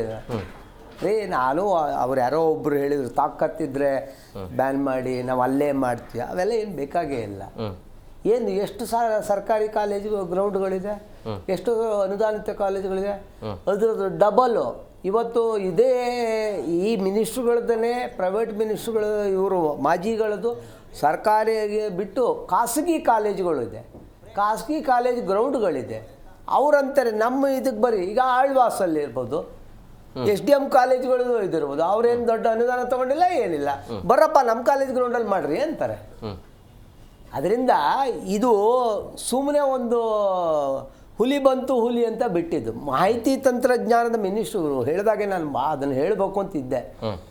ಮಾಹಿತಿ ತಂತ್ರಜ್ಞಾನದ ಒಬ್ಬ ಮಿನಿಸ್ಟ್ರಾದವನು ಈ ಬೆಂಗಳೂರಿಗೂ ಒಂದು ಒಳ್ಳೆಯ ಹೆಸರು ಬಂದಿದೆ. SM ಕೃಷ್ಣ ಅವ್ರ ಟೈಮಲ್ಲಿ there is A tassel between the SM Krishna and Chandrababu Naidu. IT city ಅಂತ ಹೇಳುವ ಒಂದು ಹೆಮ್ಮೆಯನ್ನು ಯಾರು ಕಿತ್ಕೋಬೇಕು ಅಂತಿತ್ತು, ಹೌದಾ? ಅವಾಗ SM ಕೃಷ್ಣ ಅವರು ಕಾಂಗ್ರೆಸ್ ಯಾವುದೋ ಪಾರ್ಟಿ ಆಗಲಿ ಮಾಡಿ ತಂದು ಇಡೀ ವರ್ಲ್ಡಲ್ಲಿ ನೀವು ಇಂಡಿಯಾ ಅಂದರೆ ಯಾರು ಕೇಳಲ್ಲ, ಬೆಂಗಳೂರು IT ಸಿಟಿ ಅಂತಿದ್ರು. ಇವತ್ತು AI ಬೇರೆ ಕಡೆಗೆ ಹೋಯ್ತು. ಮಾಹಿತಿ ತಂತ್ರಜ್ಞಾನದ ಜವಾಬ್ದಾರಿ ಹೊತ್ತಂತಹ ಒಬ್ಬ ಈ ಮಿನಿಸ್ಟ್ರು ಇದ್ರ ಬಗ್ಗೆ ಚಿಂತನೆ ಮಾಡೋದು ಬಿಟ್ಟು ಪುಟವಾಸಿ ಒಂದು ಲೆಟರ್ ಬರೀತಾರೆ ಸರ್ಕಾರಕ್ಕೆ. ಆಮೇಲೆ ನೀವು ಹೇಳಿದ್ರಿ ಒಂದು ಕ್ಲೂ ಬ್ಯಾಕ್ ಗ್ರೌಂಡಲ್ಲಿ ಅದು ಇರ್ಬೋದು. ನೀವು ಜಗಳಾಡೋದು, ನೀವು ಸತ್ತಂಗೆ ಮಾಡೋದು ನಾನು ಹತ್ತಂಗೆ ಮಾಡ್ತೀನಿ ಅನ್ನೋದು. ಯಾಕೆಂದರೆ ಡ್ರಾಮಾ ಕಂಟಿನ್ಯೂ ಆಗಬೇಕು. ಡ್ರಾಮಾ ಕಂಟಿನ್ಯೂ ಅಂದರೆ ಹೇಗೋ ಮಾಡಿ ಒಂದು ಎರಡೂವರೆ ವರ್ಷ ನೀವು ತಳ್ಳಬೇಕು. ಮಧ್ಯದಲ್ಲಿ ನಮ್ಮಪ್ಪ ಹೆಡ್ ಮಾಸ್ಟ್ರು ಕೊನೆಗೆ ನನ್ನನ್ನೇ CM ಮಾಡ್ರಿ, ನೀವೇನಾದ್ರು ಬಿಟ್ಟು ಹೋದ್ರಿ ಅಂತಲೂ ಕೇಳ್ಬೋದು. ಇದು ಇಲ್ಲಿಯ ಪ್ರಯತ್ನ. ಈವನ್ ನೀವು ಗುಂಡಿಗಳ ಬಗ್ಗೆ DK ಶಿವಕುಮಾರ್ ಮಾತಾಡ್ತಾರೆ, ಮಾಹಿತಿ ತಂತ್ರಜ್ಞಾನದ ಕಿರಣ್ ಮಜುಮ್ದಾರು ಅವರು ಎಲ್ಲರೂ ಬಾಯಿ ಬಿಟ್ಟರೆ ಅದಕ್ಕೆ ಇವ್ರು ಆನ್ಸರ್ ಮಾಡ್ತಾರೆ. ನಿಜವಾಗ್ಲೂ ಎಷ್ಟು ಬೇಸರದ್ದು ಅಂತ ಹೇಳಿದ್ರೆ ಎಲ್ಲ ಇಂಡಸ್ಟ್ರಿಗಳೆಲ್ಲ ಹೊರಗಡೆ ಹೋಗಬೇಕು, ಆವಾಗ ಇವ್ರಿಗೆ ಗೊತ್ತಾಗುತ್ತೆ. ಆಮೇಲೆ ಇವರು ಫ್ರೀ ಬೀಸಲ್ಲಿ ಈಗ ಇದು ಮಾಡೋಕ್ಕಾಗ್ತಾ ಇಲ್ಲ. ಎಲ್ಲೆಲ್ಲಿ ಕೈ ಹಾಕಬೇಕು ಅಲ್ಲೆಲ್ಲ ಮಾಡಿದ್ರು. ಪಾಪ ಬಡವರು ಒಂದು 20 ರೂಪಾಯಿ ಸ್ಟ್ಯಾಂಪ್ ಪೇಪರ್ಲಿ ಒಂದು ಅಫಿಡವಿಟ್ ಮಾಡ್ತಿದ್ರು, ಇವತ್ತು 100 ರೂಪಾಯಿ ತಂದುಬಿಟ್ರು. ಒಂದು ಸ್ಪೆಷಲ್ ಪವರ್ ಆಫ್ ಅಟರ್ನಿ 100 ರೂಪಾಯಿ ಮಾಡೋದನ್ನ 1000 ರೂಪಾಯಿ 2000 ರೂಪಾಯಿ ತಂದಿದ್ರು. ಕಂಡಲ್ಲಿ 2 ವೀಲರ್ನ ಬೆಂಗಳೂರಿನಲ್ಲೇ ಹಿಡಿದು ನಿಲ್ಲಿಸಿ ಹಳೆಯ ವೃತ್ತ ಅಂತ ಪಂಚಾಂಗ ತೆಗೆದು ಇಷ್ಟು ಫೈನ್ ಇದೆ, 5,000ದಲ್ಲಿ ಕೊನೆ ಪಕ್ಷ 2,000 ಆದ್ರೂ ಕಟ್ಟು. ಯಾಕಣ್ಣ ಅಂದರೆ ದುಡ್ಡಿಲ್ಲ ರೀ ಗೌರ್ಮೆಂಟ್, ಕಟ್ಟು ಹೋಗ್ರಿ. ಓಕೆ, ಮಾತಾಡೋಣ. ಈ ಮಟ್ಟಕ್ಕೆ ಬಂದಿದ್ದಾರೆ. ಮಾತಾಡೋಣ. ಬ್ರೇಕ್ನ ಸಮಯ ಆಗಿದೆ. ಬ್ರೇಕ್ ಆದ ಬಳಿಕ RSSನ ಚಟುವಟಿಕೆಗಳು ಮಕ್ಕಳು ಹಾಗೂ ಯುವಕರ ಮೇಲೆ ದುಷ್ಪರಿಣಾಮವನ್ನು ಬೀರ್ತಾ ಇದೆ ಅಂತ ಹೇಳಿ, ಹಾಗಾದ್ರೆ ಯಾವ ರೀತಿಯಾಗಿ ದುಷ್ಪರಿಣಾಮವನ್ನು ಬೀರುತ್ತೆ, ಜೊತೆಗೆ ಏನೆಲ್ಲ ಚಟುವಟಿಕೆ ನಡೆಯುತ್ತೆ? ಸುನಿಲ್ ಸರ್, ಈಗ ಪ್ರಮುಖವಾಗಿ ಮಕ್ಕಳು ಹಾಗೂ ಯುವಕರ ಮೇಲೆ RSSನ ಚಟುವಟಿಕೆಗಳು ದುಷ್ಪರಿಣಾಮವನ್ನು ಬೀರುತ್ತೆ, ಹಾಗಾಗಿ ನಾವು ಈ ನಿರ್ಧಾರಕ್ಕೆ ಬಂದಿದ್ದೀವಿ ಅನ್ನೋದು. ಹಾಗಾದರೆ ಈ ಚಟುವಟಿಕೆ ಯಾವ ರೀತಿಯಾಗಿ ನಡೆಯುತ್ತೆ ಮತ್ತು ಯಾವ ರೀತಿಯಾಗಿ ದುಷ್ಪರಿಣಾಮವನ್ನು ಬೀರಬಹುದು ಅಂತ ಅವ್ರು ಹೇಳ್ತಾ ಇರುವಂಥ ಸಾಧನೆ ಅಂಥದ್ದು ಏನಿದೆ? RSSನ ಸಾಧನೆ ಏನಿದೆ? ಕಟ್ಟಿಗೆ ದೋಣೆಗಳನ್ನು ಇಟ್ಕೊಂಡು ಓಡಾಡ್ತಾರೆ ಬಿಟ್ಟರೆ, ಮೊದಲು ಚಡ್ಡಿ ಇತ್ತು, ಈಗ ಪ್ಯಾಂಟ್ಗೆ ಬಂದಿದ್ದಾರೆ. ಅವರ ಸಾಧನೆ ಏನಿದೆ ಅಂತೇಳಿ ಹೇಗೆ ವಿಶ್ಲೇಷಣೆ ಮಾಡ್ತೀರಿ? ನಾನು ಒಬ್ಬ ವಿಶೇಷವಾಗಿ ಸ್ವಯಂ ಸೇವಕನಾಗಿ ನಾನು ಹೇಳಿಕೊಡ್ತೇನೆ, ಇಷ್ಟಪಡ್ತೇನೆ. ಯಾಕಂದರೆ ನಾವು ಕೂಡ ಹೈಸ್ಕೂಲಲ್ಲಿ ಒಬ್ಬರು ಸ್ವಯಂ ಸೇವಕನಾಗಿ ಒಬ್ಬ ಶಾಲಾ ಶಿಕ್ಷಕನ ಅಂದರೆ ಶಿಕ್ಷಕ ಅಂತ ಒಂದು ವರ್ಗ ಇರುತ್ತೆ, ಅದರಲ್ಲಿ ನಾನೊಬ್ಬ ಶಾಲಾ ಶಿಕ್ಷಕ ಅಂದರೆ ಮಕ್ಕಳಿಗೆ ಹೇಳ್ಕೊಡ್ತಕ್ಕಂಥ ಒಬ್ಬ ನಾಯಕನಾಗಿರ್ತೇನೆ. ಈ ಒಂದು ವಿಚಾರದಲ್ಲಿ ಸಂಘಟನೆ ಏನು ಮಾಡ್ತಾ ಇದೆ ಅನ್ನೋದಕ್ಕಿಂತ ಸಂಘಟನೆಯಲ್ಲಿ ಹೋಗಿ ಏನು ಮಕ್ಕಳು ಕಲ್ತ್ಕೊಂಡು ಬರ್ತಾ ಇದ್ದಾರೆ ಆ ಒಂದು ಟ್ಯೂಷನ್ ಗ್ಯಾಪಲ್ಲಿ, ಮಕ್ಕಳುಗಳು ಓದೋ ಗ್ಯಾಪಲ್ಲಿ ಒಂದು ಒಳ್ಳೆ ವಿಚಾರ. ಇವತ್ತು ಕೆಲವೊಬ್ಬ ಒಂದು ವರ್ಗದವರಿಗೆ ಸೂರ್ಯ ಯಾವ ಕಡೆ ಹುಟ್ತಾನೆ ಯಾವ ಕಡೆ ಮುಳುಗ್ತಾನೆ ಅಂತ ಅವ್ರಿಗೆ ನಾಲೆಡ್ಜ್ ಇಲ್ಲ, ಚಂದ್ರ ಅಂದರೆ ಯಾರು ಅಂತಾನೆ ಗೊತ್ತಿಲ್ಲ ಅವರಿಗೆ. ಇಂಥ ಒಂದು ವಿಚಾರಗಳನ್ನು ಪರಿವರ್ತನೆಯಲ್ಲಿ ನಮ್ಮ ಒಂದು ಸಂಘಟನೆಗಳ ಚಟುವಟಿಕೆಗಳಲ್ಲಿ ಏನೆಲ್ಲ ಆಗ್ತದೆ ಅಂತ ನಾನು ಹೇಳಲಿಕ್ಕೆ ಇಷ್ಟಪಡ್ತೇನೆ. ಇವತ್ತು ನಮ್ಮ ಒಂದು ರಾಷ್ಟ್ರೀಯ ಸ್ವಯಂ ಸೇವಕ ಸಂಘದಿಂದ ಒಬ್ಬ ಸೈನಿಕನಾಗಿದ್ದಾನೆ ದೇಶದಲ್ಲಿ, ಒಬ್ಬ IPS ಅಂದರೆ ಇಂಡಿಯನ್ ಪೊಲೀಸ್ ಸರ್ವಿಸಲ್ಲಿ ಸ್ಥಾನಮಾನ ತೆಗೆದುಕೊಂಡಿದ್ದಾರೆ, ಇಂಡಿಯನ್ ಅಡ್ಮಿನಿಸ್ಟ್ರೇಷನ್ ಸರ್ವಿಸಲ್ಲಿ ಸ್ಥಾನಮಾನ ತಗೊಂಡಿದ್ದಾರೆ, ಇಂಡಿಯನ್ ಫಾರಿನ್ ಸರ್ವಿಸಲ್ಲಿ ಕೆಲಸ ಮಾಡ್ತಿದ್ದಾರೆ ಸ್ವಯಂ ಸೇವಕರು ಇವತ್ತು. ಇಂಥ ಒಂದು ದೊಡ್ಡ ವರ್ಗದ ಒಂದು ಬೃಹದಾಕಾರವಾದಂಥ ಒಂದು ಸೇವಾ ಮನೋಭಾವನೆ ಇರತಕ್ಕಂಥ ಒಂದು ಶಕ್ತಿಯ ಒಂದು ವಾತಾವರಣದಲ್ಲಿ ಇವ್ರು ಏನಾದರೂ ಅಂಜಿಕೆಯಾಗಿ ಯುವಕರ ಮೇಲೆ ಪರಿಣಾಮ ಬೀಳ್ತದೆ, ಆ ದಂಡಗಳನ್ನು ಬಳಸ್ತಕ್ಕಂಥದ್ದು, ಅಂದರೆ ಆ ದಂಡಗಳನ್ನು ದೊಣ್ಣೆಗಳು ಅಂತ ಅಂದ್ಕೊಂಡ್ರೆ ಇವ್ರುಗಳಿಗದು ದೊಣ್ಣೆನೇ ಹಾಕ್ತದೆ ಮುಂದಿನ ಭಾಗದಲ್ಲಿ. ನಾನು ಓಪನ್ ಆಗಿ ಹೇಳ್ತೇನೆ, ಯಾಕೆಂದರೆ ಅದನ್ನು ಒಂದು ಒಳ್ಳೆ ಮನೋಭಾವನೆ ಉದ್ದೇಶ ಇಟ್ಕೊಂಡು ಅದನ್ನು ಬಳಸ್ತಕ್ಕಂಥದ್ದು ಸಂಘಟನೆಯ ಕರ್ತವ್ಯ. ಅದೊಂದು ಶಿಸ್ತುಬದ್ಧತೆಯ ಅಸ್ತ್ರ ಅಂತ ಹೇಳ್ಬೋದು. ಓಕೆ, ನಾನು ಆಗಲೇ ಹೇಳ್ದಂಗೆ ಹಲವಾರು ಯೋಜನಾತ್ಮಕವಾದಂಥ ಕೆಲವೊಂದು ವಿಚಾರಗಳ ಹಾಗೆ ನಾವು ಬಳಸ್ಕೋಬೇಕೋ ಹೊರತು ಅದನ್ನು ಬೇರೆ ರೀತಿಯಾಗಿ ಬಳಸ್ಕೊಳೋದಕ್ಕೆ ಹೋಗ್ಬಾರ್ದು. ಯಾಕಂದರೆ ಎಲ್ಲ ಸಂಘಟನೆಗಳಿಗೂ ಅವ್ರದ್ದೇ ಆದಂಥ ಒಂದು ಉದ್ದೇಶ ಇರ್ತದೆ, ಸ್ವಾಭಿಮಾನ ಇರ್ತದೆ, ಮತ್ತು ಕಾನೂನು ಆತ್ಮಕವಾದಂಥ ಚಟುವಟಿಕೆಗಳಲ್ಲಿ ಅವರು ಹೋಗಬೇಕು ಬರಬೇಕು ಅನ್ನೋದೊಂದು ಆದೇಶ ಇರ್ತದೆ. ಇಂಥ ಒಂದು ಸಿದ್ಧಾಂತಗಳನ್ನು ಇಟ್ಕೊಂಡು ಸಂಘಟನೆಗಳು ಹಲವಾರು ಯುವಕರಿಗೆ ಮಾದರಿಯಾಗಿರ್ತಕ್ಕಂಥದ್ದು. ಈಗ ಅಲ್ಲಿ ಶಿಸ್ತುಬದ್ಧತೆಯಿಂದ ಒಂದು ಬಟ್ಟೆ ಹಾಕೋದ್ರಿಂದ ಹಿಡಿದು, ಒಂದು ಏನು ಬೂಟ್ ಹಾಕೋದ್ರಿಂದ ಹಿಡಿದು, ಒಂದು ಕ್ಯಾಪ್ ಹಾಕೋದ್ರಿಂದ ಹಿಡಿದು, ಒಂದು ದಂಡ ಹಿಡಿಯೋದ್ರಿಂದ ಹಿಡಿದು ಅವರು ಪಥಸಂಚಲನದಲ್ಲಿ ಮೆರವಣಿಗೆಯಲ್ಲಿ ಯಾವ ರೀತಿ ಪಾಲ್ಗೊಳ್ತಾರೆ, ಅದೇ ಹಲವಾರು ಯೋಜನಾತ್ಮಕವಾದಂಥ ಬೇರೆ ಬೇರೆ ವಿಚಾರಗಳ ಅಂದರೆ ಯಾವುದೋ ಒಂದು ದೂರದೃಷ್ಟಿಗಳಲ್ಲಿ ಬೇರೆಯವರೆಲ್ಲ ಕಲ್ಲೆಸ್ತಿದ್ದು ಉಂಟು ಮೆರವಣಿಗೆಗಳಲ್ಲಿ. ಆದರೆ ಇಂಥ ಒಂದು ಯುವ ಪೀಳಿಗೆಯ ಒಂದು ಮಾದರಿಯಾದಂಥ ಮೆರವಣಿಗೆಗಳಲ್ಲಿ ಪುಷ್ಪವನ್ನು ಅರ್ಪಿಸಿರ್ತಕ್ಕಂಥ ಮಾದರಿಯನ್ನು ನೋಡ್ಬೋದು ರೀ. ಯಾವುದೇ ತಂದೆ ತಾಯಿಗಳು ಮಕ್ಕಳುಗಳು ಒಳ್ಳೇದಾಗಬೇಕು ಅನ್ನೋದು ಬಯಸ್ತಾರೋ ಹೊರತು ನನ್ನ ಮಗ ಹೋಗಿ ಇದಾಗಬೇಕು, ನನ್ನ ಮಗ ಹೋಗಿ ಅದಾಗಬೇಕು ಅನ್ನೋ ಒಂದು ದುರಾಸೆ ಇರೋದಿಲ್ಲ ಅವರಿಗೆ. ಈ ಮಕ್ಕಳುಗಳಿಗೆ ಬೇಕಾದಂಥದ್ದು ಹಲವಾರು ಮನೋಭಾವನೆಗಳಿರ್ತಕ್ಕಂಥ ಒಂದು ಸಾಧನಾತ್ಮಕವಾದಂಥ ವಿಚಾರಗಳು ನಮ್ಮ ಸಂಘದಲ್ಲಿ ಇರ್ತದೆ. ಅದರೊಟ್ಟಿಗೆ ಯುವ ಪೀಳಿಗೆಗೆ ಬೇಕಾದಂಥ ಶಿಕ್ಷಣಕ್ಕೆ ಸಂಬಂಧಿಸಿರ್ತಕ್ಕಂಥದ್ದು ತಾವೆಲ್ಲರೂ ನೋಡೇ ಇರ್ತೀರಿ, ತಾವೆಲ್ಲರೂ ಪ್ರಚಾರ ಮಾಡಿರ್ತಕ್ಕಂಥದ್ದೇ ವಿಚಾರಗಳಿಲ್ಲಿರೋದ್ರಿಂದ ಸಮಾಜಕ್ಕೆ ಕೊಡುಗೆ ಕೊಡ್ತಕ್ಕಂಥದ್ದು ಸಂಘಟನೆಗಳ ಕೆಲಸ ಆಗಬೇಕೋ ಹೊರತು ಯಾವುದೋ ಒಂದು ಇವರ ಬಣಗಳಿಗೆ ಬೇಕಾದಂಥದ್ದು ಇವರು ಮಾಡಿರೋ ತಪ್ಪನ್ನು ಆ ಕ್ಷಣಕ್ಕೆ ತಿದ್ದುವಂಥದ್ದು ಪರಿಸ್ಥಿತಿಗಳನ್ನು ಆಗಬಾರ್ದು. ತಂತ್ರಜ್ಞಾನದಲ್ಲಿ ತಾವು ಮಿನಿಸ್ಟರ್ ಆಗಿದ್ದೀರಾ, ಹೌದಲ್ವಾ? ಇವತ್ತು ನಮ್ಮ ಒಂದು ಬೆಂಗಳೂರು ಭಾಗದ ಇಡೀ ರಾಷ್ಟ್ರ ಮಟ್ಟದಲ್ಲೇ ಅಂತಾರಾಷ್ಟ್ರೀಯ ಮಟ್ಟದಲ್ಲೇ ಬೆಂಗಳೂರು ಸಿಲಿಕಾನ್ ಸಿಟಿ ಆಗಿದೆ, IT ಸಿಟಿ ಆಗಿತ್ತು. ಇವತ್ತು ಗುಂಡಿಗಳ ಸಿಟಿ ಆಗಿದೆ, ಟ್ರಾಫಿಕ್ ಸಿಟಿ ಆಗಿದೆ. ದೊಡ್ಡದಾಗಿ ಬೆಳೆಸ್ತೀನಿ ಅಂತಂತ ಬಂದವರೆಲ್ಲ ಇವತ್ತು ಗುಂಡಿನಲ್ಲಿ ಮಣ್ಣಾಗಿ ಹೋಗಿರ್ತಕ್ಕಂಥ ವಿಚಾರ ನೀವು ನೋಡ್ತಿದ್ದೀವಿ. ಹಾಗಾಗಿ ಇಂಥ ಒಂದು ಕ್ಷೇತ್ರದಲ್ಲಿ ನಾವೆಲ್ಲ ಏನು ಮಾಡಬೇಕು? ಬರೀ ಈ ರೀತಿ ಯಾವುದೋ ಒಂದು ತುಣುಕುಗಳನ್ನು ಹುಡುಕೊಂಡು ಕೆದ್ಕೊಂಡು ಕೂತ್ಕೊಳ್ಳೋದು. ನೀವೆಲ್ಲ ಉದ್ಧಾರ ಮಾಡೋವಂಥವ್ರು, ಸರ್ಕಾರ ನೆಡ್ಸೋಕ್ಕಾಗಲ್ವಾ? ಬಿಟ್ಕೊಡಿ, ಬೇರೆಯವ್ರಿಗೆ ನೆಡ್ಸೋದಕ್ಕೆ ಸಿದ್ಧರಾಗಿದ್ದಾರೆ. ಸುಮ್ಮನೆ ನನ್ನ ಸರ್ಕಾರ ಉಳಿಸ್ಕೋಬೇಕು, ನಂದು ಏನೋ ಒಂದು ನಡಿಬೇಕು, ಜನಗಳು ಕೂತಿರೋರನ್ನ ನೀವು ರಚಿಕೆ ಧರಿಸ್ಬಾರ್ದು. ಇವತ್ತು ಆಲ್ರೆಡಿ ನೇಪಾಳದಲ್ಲಿ ಆಗೋಗಿದೆ ಪರಿಸ್ಥಿತಿ, ಕೈ ಬಿಟ್ಟೋಗಿದೆ ಜನಗಳನ್ನ. ಹಲವಾರು ದೇಶಗಳಲ್ಲಿ ಇವತ್ತು ಅವರವರೇ ಹೊಡ್ಕೊಂಡು ಸಾಯ್ತಾ ಇದ್ದಾರೆ. ಯಾಕೆಂತಂದರೆ ಅವರಿಗೆ ಸರ್ಕಾರ ನೆಡ್ಸೋಕ್ಕಾಗ್ದೇನೆ ಗಾಳಿಗೆ ತೂರಿ ಕೈ ಬಿಟ್ಬಿಟ್ಟಿದ್ದಾರೆ. ಯಾರು ಏನಾರು ಮಾಡ್ಕೋಬೋದು, ಯಾರು ಹೆಂಗಾರು ಇರ್ಬೋದು ಅಂತೇಳಿ. ಕಾನೂನಾತ್ಮಕವಾಗಿ ಸಂಘಟನೆಗಳಲ್ಲಿ ಯಾವುದೇ ಆದಂಥ ಉದ್ದೇಶಗಳು, ನಿಯಮಾವಳಿಗಳು, ಒಂದು ಕಾನೂನಾತ್ಮಕವಾದಂಥ ಚಟುವಟಿಕೆಗಳಲ್ಲಿ ಯಾವ ರೀತಿ ಇರಬೇಕು, ಮನೋಭಾವನೆಗಳು, ಇಲ್ಲಿ ಏನೇನು ಕಲಿಬೇಕು, ನಮ್ಮ ಎಲ್ಲ ಆದೇಶಗಳನ್ನು ನಾವು ತಗೊಂಡು ಯಾವ ರೀತಿ ನಮ್ಮ ಶಿಸ್ತುಬದ್ಧತೆಯಿಂದ ಸಂಘಟನೆಗಳನ್ನು ಉಳಿಸ್ಕೊಂಡು ಬೆಳೆಸ್ಕೊಂಡು ಸಾಮಾಜಿಕವಾಗಿ ಪ್ರಜಾಪ್ರಭುತ್ವದಲ್ಲಿ ಕೈ ಜೋಡಿಸ್ಕೋಬೇಕು ಅನ್ನೋದು ಗೊತ್ತಿರ್ತಕ್ಕಂಥ ವಿಚಾರ. ಇಂಥ ವಿಚಾರಗಳಲ್ಲಿ ಇವರು ಕಡ್ಡಿ ತೋರಿಸ್ತಕ್ಕಂಥ ಕೆಲಸವನ್ನು ಮಾಡಬಾರ್ದು. ಎಸ್, ಓಕೆ ಭರತ್ ಸರ್, ಈಗ ಒಂದು ಕ್ಯೂರಾಸಿಟಿಗೆ ಏನು ಅಂತ ಹೇಳಿದ್ರೆ RSS ಹೆಗಲ ಮೇಲೆ ಬಂದೂಕನ್ನು ಇಟ್ಟು ಮುಸ್ಲಿಂ ಬಾಂಧವರ ಕಾರ್ಯಕ್ರಮಕ್ಕೆ ಬ್ರೇಕ್ ಹಾಕುವಂಥ ಪ್ರಯತ್ನ ನಡೀತಾ ಇದೆ, ಹೇಗೆ? ಇದು ಯಾಕೆ ನಿಮ್ಗೆ ಈ ಆಲೋಚನೆ ಬಂತು ಅಂತ ನನಗೆ ಗೊತ್ತಿಲ್ಲ. ಅಲ್ಲ, RSS ಅನ್ನ ಯಾಕೆ ನೋಡುವ ಕಣ್ಣು ಯಾಕೆ ಯಾಕೆ ಈ ರೀತಿ RSS ನಲ್ಲಿ ಅಲ್ಲ, ನಾನೀಗಾಗ್ಲೇ ಹೇಳ್ತಾ ಇದ್ದೇನೆ, RSS ನ ಶಿಕ್ಷಣ ಏನು ಅಂತ ನೀವು ಈಗಾಗಲೇ ಬಹಳ ಸಲ ಕೇಳ್ತಾ ಇದ್ದೀರಿ. ಶಿಕ್ಷಣ ಕ್ಷೇತ್ರದಲ್ಲಿ ಮಕ್ಕಳಿಗೆ ಏನ್ ಕಳ್ಸಿಕೊಡ್ಬೋದು ಅಂತ ಹೇಳ್ತಾ ಇದ್ದೀರಿ. ಅದರಿಂದ ಏನಾದ್ರು ದೇಶದ್ರೋಹದ ಪಾಠವನ್ನು ಹೇಳ್ಕೊಡ್ತಾರ ಅಂತ ಕೇಳ್ತಾ ಇದ್ದೀರಿ. ನಾನು ಹೇಳೋದು RSS ಏನ್ ಹೇಳ್ಕೊಡ್ತದೆ ಅಂದ್ರೆ, RSS ಹೇಳ್ಕೊಡೋದು 5 ವಿಚಾರಗಳನ್ನ. ಒಂದು, ರಾಷ್ಟ್ರ ನಿಷ್ಠೆಯನ್ನ. ಈ ದೇಶದಲ್ಲಿ ಹುಟ್ಟಿದ ಪ್ರತಿಯೊಬ್ಬ ವ್ಯಕ್ತಿಯು ಯಾರೆಲ್ಲ ಸಂಘದ ಶಿಕ್ಷಣಕ್ಕೆ ಹೋಗ್ತಾರೋ, ಶಾಖೆಗೆ ಹೋಗ್ತಾರೋ, ಸಾಂಘಿಕಕ್ಕೆ ಹೋಗ್ತಾರೋ, ಪ್ರಥಮ ವರ್ಷ ಶಿಕ್ಷಣಕ್ಕೆ ಹೋಗ್ತಾರೋ, ಎಲ್ಲಿಗಾದ್ರೂ ಹೋಗ್ಬೋದು, ಅವರಿಗೆ ಮೊದಲ ಪಾಠ ಇರೋದು ರಾಷ್ಟ್ರ ನಿಷ್ಠೆ. ಈ ದೇಶ ಮಾತೃಭೂಮಿಗೋಸ್ಕರ ನಿನ್ನ ಸಮರ್ಪಣಾ ಭಾವ ಇರಬೇಕು. ನೀ ಯಾವ ರೀತಿ ಸಮರ್ಪಣೆ ಮಾಡ್ತೀಯೋ ಅದು ನಿನಗೆ ಬಿಟ್ಟದ್ದು, ಆದ್ರೆ ಈ ದೇಶದ ಬಗ್ಗೆ ನಿಷ್ಠೆ ಇರಬೇಕು ಅಂತ. ನೀನು ಮಾರ್ಗದರ್ಶಕ ಶಕ್ತಿಯಾಗಿ ಹೊರಬೇಕು. ನೀನು ಈ ದೇಶದಲ್ಲಿ ಒಬ್ಬ ಸತ್ಪ್ರಜೆಯಾಗಿ ಬೇರೆಯವರು ನಿನ್ನನ್ನ ಮಾರ್ಗದರ್ಶನ ಪಡ್ಕೊಳ್ಳುವ ರೀತಿಯಲ್ಲಿ ನೀನು ಒಬ್ಬ ವ್ಯಕ್ತಿಯ ನಿರ್ಮಾಣ ಆಗಿ ವ್ಯಕ್ತಿತ್ವವನ್ನು ನಿರ್ಮಾಣ ಮಾಡ್ಕೊಂಡು ಬದುಕಬೇಕು ಅಂತ ರಾಷ್ಟ್ರೀಯ ಸ್ವಯಂ ಸೇವಕ ಸಂಘ ಹೇಳ್ಕೊಡ್ತದೆ. ರಾಷ್ಟ್ರೀಯ ಸ್ವಯಂ ಸೇವಕ ಸಂಘ ಇನ್ನೊಂದು ಹೇಳ್ಕೊಡ್ತದೆ, ತ್ಯಾಗ ಮತ್ತು ಬದ್ಧತೆ.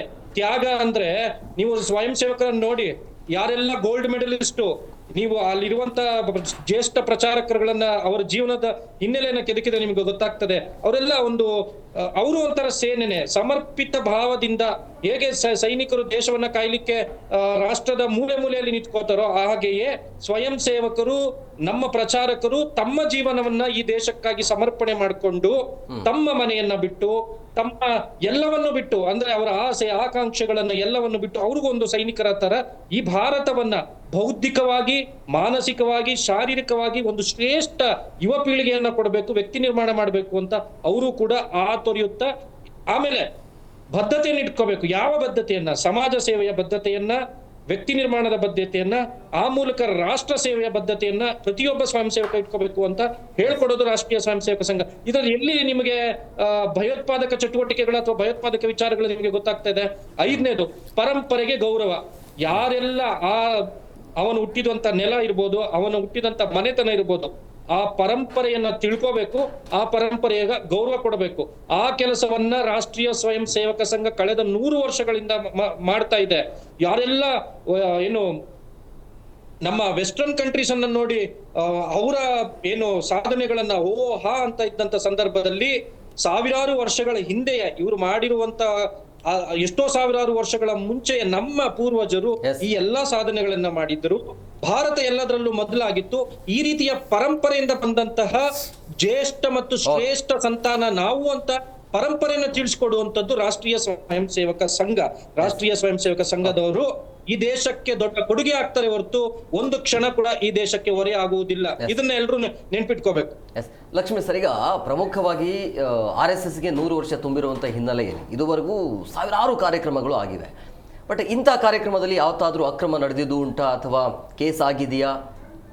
ಆ ರೀತಿಯ ಘಟನೆ ನಡೆದಿದೆಯಾ? ಇವತ್ತವರೆಗೂ RSSನ ಯಾವುದೇ ಕಾರ್ಯಕ್ರಮಗಳಲ್ಲಿ ಕೇಸ್ ಆದಂಥ ಮಾಹಿತಿ ಎಲ್ಲೂ ಇಲ್ಲ ಸರ್. ಇಡೀ ವಿಶ್ವದಲ್ಲಿ ಅತಿ ದೊಡ್ಡ ಸಂಘಟನೆ ಆಗಿ ಬೆಳೆದಿದೆ, ಮತ್ತೆ ಅತಿ ಹೆಚ್ಚು ಸ್ವಯಂ ಸೇವಕರನ್ನು ಹೊಂದಿರುವಂಥ ಒಂದು ಸಂಘಟನೆ ಆಗಿ ಇಲ್ಲಿ ಶಿಸ್ತಿಗೆ ಪ್ರಾಧಾನ್ಯತೆ ಇರೋದ್ರಿಂದ ಯಾವುದೇ ರೀತಿ ಕೇಸ್ಗಳಿಲ್ಲ.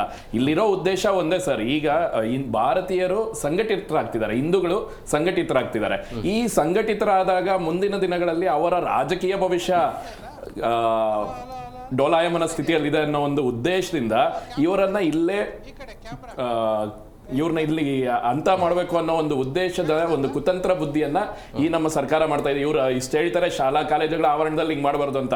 ಎಷ್ಟೋ ಸರ್ಕಾರಿ ಶಾಲೆಗಳು ಇವತ್ತು ಮೂಲಭೂತ ಸೌಕರ್ಯಗಳಿಲ್ದಿರ, ಶಿಕ್ಷಕರ ಕೊರತೆಯಿಂದ ಇವತ್ತು ಮುಚ್ಚುವಂತ ಪರಿಸ್ಥಿತಿಗೆ ಬಂದು ಕೂತಿದೆ. ಅದ್ರ ಬಗ್ಗೆ ಇವರು ಗಮನ ಇಲ್ಲ. ಅದನ್ನ ನೋಡಿ ಮಾಡಬೇಕು ಅನ್ನೋದಿಲ್ಲ. ಈಗ IT-CT ಗೂಗಲ್ ಅವ್ರದ್ದು ಏನು AI ಬಂತು, ಅದರಲ್ಲಿ 10,000 ನೇರ ಉದ್ಯೋಗಗಳಿತ್ತು, 30,000 ಪರೋಕ್ಷ ಉದ್ಯೋಗಗಳು ಸೃಷ್ಟಿ ಆಗ್ತಿತ್ತು. ಅದು ಕೈ ತಪ್ಪೋಯ್ತು. ನಮ್ಮ IT-BT ಮಿನಿಸ್ಟರ್ಗಳಿಗೆ ಅದು ಕೈ ತಪ್ಪೋಗಿದೆ. ಅದನ್ನ ಏನಾದ್ರು ಮಾಡಿ ತರಬೇಕು ಅನ್ನೋ ಒಂದು ಕಾಮನ್ ಸೆನ್ಸ್ ಇಲ್ದಿರ ಅವ್ರು RSS ಬ್ಯಾನ್ ಅನ್ನೋ ವಿಚಾರದ ಬಗ್ಗೆ ಬರೆಯೋ ಪತ್ರನ ಈ ರೀತಿ ಹೋಗ್ತಾ ಇದೆ. ಇದನ್ನ ವಾಪಸ್ ತರೋದಕ್ಕೆ ಏನ್ ಮಾಡ್ಬೇಕು ಅಂತ ಒಂದು 5 ನಿಮಿಷ ಯೋಚನೆ ಮಾಡಿದ್ರೆ ಒಂದು 40,000 ಜನಕ್ಕೆ ಉದ್ಯೋಗ ಆಗ್ತಿತ್ತು. ಇವತ್ತು ಇವರು ಫ್ರೀ ಬಿಟ್ಟಿ ಭಾಗ್ಯಗಳು ಕೊಡೋದಕ್ಕಾದ್ರೂ ದುಡ್ಡು ಬರ್ತಿತ್ತಲ್ಲ ಸರ್. ಕನಿಷ್ಠ 2 ಲಕ್ಷ ಕೋಟಿ ಅದು ಆದಾಯನ ನಿರೀಕ್ಷೆ ಮಾಡಲಾಗಿತ್ತು. ಅಂತ ಒಂದು ಇದನ್ನ ಮಿಸ್ ಮಾಡ್ಕೊಂಡ್ರಲ್ಲ, ಆಂಧ್ರ ಪ್ರದೇಶಕ್ಕೆ ಕೊಟ್ರಲ್ವಾ, ಅದ್ರ ಬಗ್ಗೆ ಗಮನ ಇಲ್ಲ. ಇವರು RSS ಬ್ಯಾನ್ ಮಾಡೋದಕ್ಕೆ ಅವ್ರಿಗೆ ನಿಜವಾಗ್ಲೂ ನನಗೆ ಅವರು ವಿದ್ಯಾವಂತರ ಅನ್ನೋ ಒಂದು ಡೌಟ್ ಬರೋದಕ್ಕೆ ಶುರು ಆಗ್ಬಿಟ್ಟಿದೆ. ಓಕೆ, ಮಾತಾಡೋಣ ಸರ್. ಬ್ರೇಕ್ನ ಸಮಯ ಆಗಿದೆ, ಬ್ರೇಕ್ ತಗೊಂಡು ಬಂದ್ಬಿಡ್ತೀನಿ. ಬ್ರೇಕ್ ಆದ ಬಳಿಕ ಪ್ರಮುಖವಾಗಿ ಈ ನಿರ್ಧಾರಕ್ಕೆ ಬಂದಿರುವಂತಹ ಹಿನ್ನೆಲೆ, ಬಿಜೆಪಿ ನಾಯಕರ ಒಂದು ಸ್ಟೇಟ್ಮೆಂಟ್ ಏನಿರುತ್ತೆ, ಅವರ ನಿರ್ಧಾರಗಳು ಏನಾಗಬಹುದು ಸರ್. ಈಗ ಪ್ರಮುಖವಾಗಿ RSS ಬಲ್ಲವರಿಗೆ RSS ಏನು ಅನ್ನೋದು ಗೊತ್ತಿರುತ್ತೆ. RSS ಗೊತ್ತಿಲ್ಲದೆ ಇರೋರು ಈ ರೀತಿಯ ಸ್ಟೇಟ್ಮೆಂಟ್ ಅನ್ನು ಕೊಡ್ತಿದ್ದಾರಾ ಹೇಗೆ ಅಂತ ಕ್ವಿಕ್ ಆಗಿ ಹೇಳೋದಾದ್ರೆ ಏನು ಹೇಳ್ತೀರಿ? ಇಲ್ಲ, ಇವತ್ತು ನೋಡಿ, ಇವತ್ತು RSS ಗೊತ್ತಿಲ್ಲದವರು ಸಹ RSS ಚಟುವಟಿಕೆ ಬಗ್ಗೆ ತಿಳ್ಕೊಳ್ಳುವಂಥ ಪ್ರಯತ್ನ ಅಂತೂ ಮಾಡಿದ್ದಾರೆ. ಇವತ್ತು ಯಾರೂ ಸಹ ಅದನ್ನು ಯಾರು ವಿರೋಧ ಮಾಡ್ತಿಲ್ಲ. ಈವನ್ DCM DK ಶಿವಕುಮಾರ್ ಅವರು ಸಹ RSSನ ರಾಷ್ಟ್ರೀಯ ಗೀತೆಯನ್ನ ಸಂಸತ್ನಲ್ಲಿ ಹಾಡಿರುವಂಥದ್ದು ನಾವು ಕೇಳಿದ್ದೇವೆ. ಅಂದ್ರೆ ಅವ್ರಿಗೂ ಸಹ ಗೊತ್ತಿದೆ, ಮತ್ತು ಅವರು ಸಹ ಹೇಳಿದ್ದಾರೆ ಅದು ರಾಷ್ಟ್ರೀಯ ಸ್ವಯಂ ಸೇವಕ ಏನ್ ಮಾಡ್ತಾ ಇದ್ದೇವೆ ಕಾರ್ಯ ಅಂತ ಹೇಳಿ. ಹಾಗೆ ಇವತ್ತು ಅನೇಕರಿದ್ದಾರೆ. ಇವತ್ತು ನಮ್ಮ ಹಿಂದೂ ಕಾರ್ಯಕರ್ತರು ಅನೇಕರು ಇವತ್ತು RSS ಕಾರ್ಯ ಹೋಗ್ಲಿಲ್ಲ, ಶಾಖೆ ಹೋಗ್ಲಿಲ್ಲ, ಆದ್ರೆ RSS ಬಗ್ಗೆ ಗೌರವ ಇದೆ. ಯಾಕಂತ ಹೇಳಿದ್ರೆ ಅವ್ರು ಮಾಡುವಂತಹ ಚಟುವಟಿಕೆ, ಶೈಕ್ಷಣಿಕ ಕ್ಷೇತ್ರದಲ್ಲಿ ಅವ್ರು ಮಾಡ್ತಿರುವಂತಹ ಒಂದು ಕ್ಷಿಪ್ರ ಬೆಳವಣಿಗೆಗಳಿರ್ಬೋದು, ಇವತ್ತು ರಾಷ್ಟ್ರೀಯವಾದವನ್ನ ಇವತ್ತು ಸಮಾಜದಲ್ಲಿ ತಳಹಂತದಿಂದ ಮಕ್ಕಳಿಂದ ಇವತ್ತು ತಿಳಿಸುವಂತಹ ಪ್ರಯತ್ನ ನಡೀತಾ ಇದೆ. ಹಾಗಾಗಿ ಇವತ್ತು ನೀವು ಎಷ್ಟೋ ಜನರನ್ನ ಕೇಳಿ, ಎಷ್ಟೇ ಜನರಿಗೆ ನೀವು ಕೇಳಿದ್ರು ಸಹ ಒನ್ಸ್ ಅಪಾನ್ ಅ ಟೈಮ್ ನಾನು RSS ಕಾರ್ಯಕರ್ತ ಇದ್ದೆ ಅಥವಾ ಸೇವಕಿದ್ದೆ ಅಂತ ಹೇಳ್ತಾರೆ. ಇವತ್ತು ಹೀಗೆ ಧೈರ್ಯದಿಂದ ಹೇಳ್ತಾರೆ. ಇವತ್ತು ಸಿಇಒಗಳಿರ್ಲಿ, ಅಭಿಯಾನನೇ ಶುರು ಆಗಿದೆ ಅಲ್ಲ? ಹಾಗಾಗಿ ಇದ್ರಲ್ಲಿ ನಾವು ನೋಡ್ಬೇಕಂತ ಹೇಳಿದ್ರೆ ಇವತ್ತು RSS ಶಾಖೆ ಹೋಗಿನ ತಿಳ್ಕೊಳ್ಬೇಕಂತಿಲ್ಲ. ಯಾಕಂತ ಹೇಳಿದ್ರೆ ಇವತ್ತು ಒಂದು ಹಿಂದೂ ಸಂಘಟನೆ 100 ವರ್ಷ ಪೂರ್ಣ ಮಾಡಬೇಕು ಅಂತ ಹೇಳಿದ್ರೆ ಸಾಮಾನ್ಯದಲ್ಲಿ ಅಸಾಧ್ಯ ಇದೆ. ಆದ್ರೆ ಒಂದು ಸಂಘಟನೆ ಸಾಧ್ಯ ಮಾಡಿದೆ ಅಂತ ಹೇಳಿದ್ರೆ ಅದು ಒಂದು ತಳಹಂತದಿಂದ ಅದು ಕಾರ್ಯ ಮಾಡಿರುವಂತದ್ದು ಇವತ್ತು ಜಗತ್ ಜಾಹೀರು ಇದೆ. ಹಾಗಾಗಿ ವಿಶ್ವದ ಒಂದು ದೊಡ್ಡ ಸಂಘಟನೆಯಾಗಿ ಇವತ್ತು ನಿರ್ಮಾಣ ಆಗಿದೆ. ಅಮೃತ ಏನು ಹೇಳ್ತೀರಿ ಕ್ವಿಕ್ ಆಗಿ ಕೊನೆಯದಾಗಿ? ಒಂದು ಅವರು ತಾವೊಂದು ಹೇಳಿದ್ರಿ, ಅದು ಸ್ವಲ್ಪ ಒಂದು ಜನಾಂಗಕ್ಕೆ ಭಾಳ ಬೇಸರ. ಕುರುಬನಿಗೆ ಏನು ಗೊತ್ತು, ಮರುಗದ ಗಮನ ಅಂತ. ಹೌದಾ? ಕೆಲ್ಸದ ಬಡಗಿ ಏನೋ ಮಾಡಿದ್ನಂತೆ, ಇವ್ರಿಗೆ ಬೇಕಾದಷ್ಟು ಕೆಲಸಗಳಿದೆ. ಹಾಗಾದ್ರೆ ಈ ಪತ್ರನ ಇನ್ನೊಬ್ರು ಇದಾರಲ್ಲ, ಮಾದೇವಪ್ಪನವರು ಮತ್ತು ಇನ್ಯಾರಾದರೂ ಇನ್ನಿತರ ಯಾರಾದರೂ ಒಬ್ಬರು ಮಿನಿಸ್ಟ್ರು ಬರಿಬೋದಿತ್ತಲ್ಲ. ಎರಡನೇ ಪಾಯಿಂಟು, ಒಂದು ಸಂಘಟನೆ 100 ವರ್ಷದ ಒಂದು ದಾಪುಗಾಲನ್ನ ಇಟ್ಟು ಸಕ್ಸಸ್ ಆಗಿ ಹೊರಗಡೆ ಬರುತ್ತೆ ಅಂದರೆ ಅದರದ್ದು ಇವತ್ತೆಲ್ಲ ಕಡೆ ಆ ಕವಾಯತುಗಳು ನಡೀತಾ ಇದೆ, ಶಿಸ್ತುಬದ್ಧ ಕವಾಯತು. ನಾನು ಧಾರವಾಡದ್ದು ಒಂದು ಯೂಟ್ಯೂಬಲ್ಲಿ ನೋಡಿದೆ. ಏನು ಅದು ನೋಡಿದ್ರೆ ಖುಷಿ ಅನ್ನಿಸ್ತದೆ. ಇವರು ಅದಕ್ಕೇನಂತಾರಲ್ಲ, ಕಾಮಾಲೆ ಕಣ್ಣಿಗೆ ಎಲ್ಲ ಒಂಥರ ಕಂಡಾಗ. ಎರಡನೇ ಪಾಯಿಂಟ್ ಏನು ಒಂದು ಹೇಳಬೇಕಂದ್ರೆ, ನೋಡ್ರಿ, ಕಾಂಗ್ರೆಸ್ಗೆ ಯೂತ್ ಕಾಂಗ್ರೆಸ್ ಇದೆ, NSY ಸ್ಟೂಡೆಂಟ್ಸ್ ಯೂನಿಯನ್ ಇದೆ, ಮಹಿಳಾ ಒಂದಿದೆ, ಅವ್ರಿಗೊಂದು ಸೇವಾದಳ ಇದೆ. ಅವ್ರದ್ದು 110 ಬಂದ್ಬಿಟ್ಟಿದೆ. ಎಲ್ಲಿಗೋಗಿದೆ ಸೇವಾದಳ ಇವತ್ತು? ಹೇಳಿ ನೋಡೋಣ ಮುಂದಿನ ದಿನಮಾನ ಏನೆಲ್ಲ ಬೆಳವಣಿಗೆ ಆಗುತ್ತೆ ಅಂತ ಹೇಳಿ. Thank you sir, thank you very much 5 ಜನಕ್ಕೆ ಇಷ್ಟೊತ್ತು ಕಾರ್ಯಕ್ರಮಕ್ಕೆ ಜಾಯ್ನ್ ಆಗಿದ್ದಕ್ಕೆ. ಎಸ್ ಸರ್, ನೋಡಿದ್ರಲ್ಲ ವೀಕ್ಷಕರಿಗೆ, ರಾಜ್ಯ ಸರ್ಕಾರ ತೆಗೆದುಕೊಂಡಿರುವಂಥ ನಿರ್ಧಾರ ಏನು ಅಂತ ಹೇಳಿದ್ರೆ, RSSನ ಚಟುವಟಿಕೆಗಳು ನಡಿಬೇಕು ಅಂತ ಹೇಳಿದ್ರೆ ಪರ್ಮಿಷನ್ ಬೇಕು ಅಂತೇಳಿ. ಸೊ ಹೇಗೆ ನಾವು ಪರ್ಮಿಷನ್ ತೆಗೆದುಕೊಳ್ಳಲ್ಲ, ನಾವು ಕಾರ್ಯಕ್ರಮವನ್ನು ಮಾಡೇ ಮಾಡ್ತೀವಿ ಅಂತೇಳಿ. ಬಟ್ ಪರ್ಮಿಷನ್ ಕೊಟ್ಟರೆ ಅದನ್ನು ಕಾರ್ಯಕ್ರಮ ಮಾಡಬಹುದು. ಆದರೆ RSS ಹೇಳ್ತಾ ಇರುವಂಥದ್ದು ಏನು ಅಂತ ಹೇಳಿದ್ರೆ, ಯುವಕರು ಮತ್ತು ಈ ಮಕ್ಕಳ ಮೇಲೆ ದುಷ್ಪರಿಣಾಮ ಬೀರುತ್ತೆ ಅಂತ ಹೇಳ್ತಾರೆ. ಅದು ಯುವಕರು ಮತ್ತು ಮಕ್ಕಳಿಗೆ ಮಾದರಿ ಆಗುವಂಥ ಕಾರ್ಯಕ್ರಮ ಆಗುತ್ತೆ ಅನ್ನೋದು RSSನ ವಾದ. ಕಾಂಗ್ರೆಸ್ ಹೇಳ್ತಾ ಇರುವಂಥದ್ದು ಅವರ ಮೇಲೆ ದುಷ್ಪರಿಣಾಮ ಬೀರುತ್ತೆ, ದೇಶ ವಿರೋಧಿ ಚಟುವಟಿಕೆ ಆಗ್ತಾ ಇದೆ ಅಂತೇಳಿ. ಬಟ್ ಗೊತ್ತಿಲ್ಲ ಇದು ಎಲ್ಲಿ ತನಕ ಹೋಗಿ ನಿಲ್ಲತ್ತೆ ಅಂತೇಳಿ. ಇದಾಗಿತ್ತು ಇವತ್ತಿನ ವಿಶೇಷ. ಮತ್ತಷ್ಟು ಅಪ್ಡೇಟ್ಸ್ಗಾಗಿ ನೋಡ್ತಾ ಇರಿ ಜಿ ಕನ್ನಡ ನ್ಯೂಸ್, ಸತ್ಯವೇ ಸುದ್ದಿಯ ಜೀವಾಳ.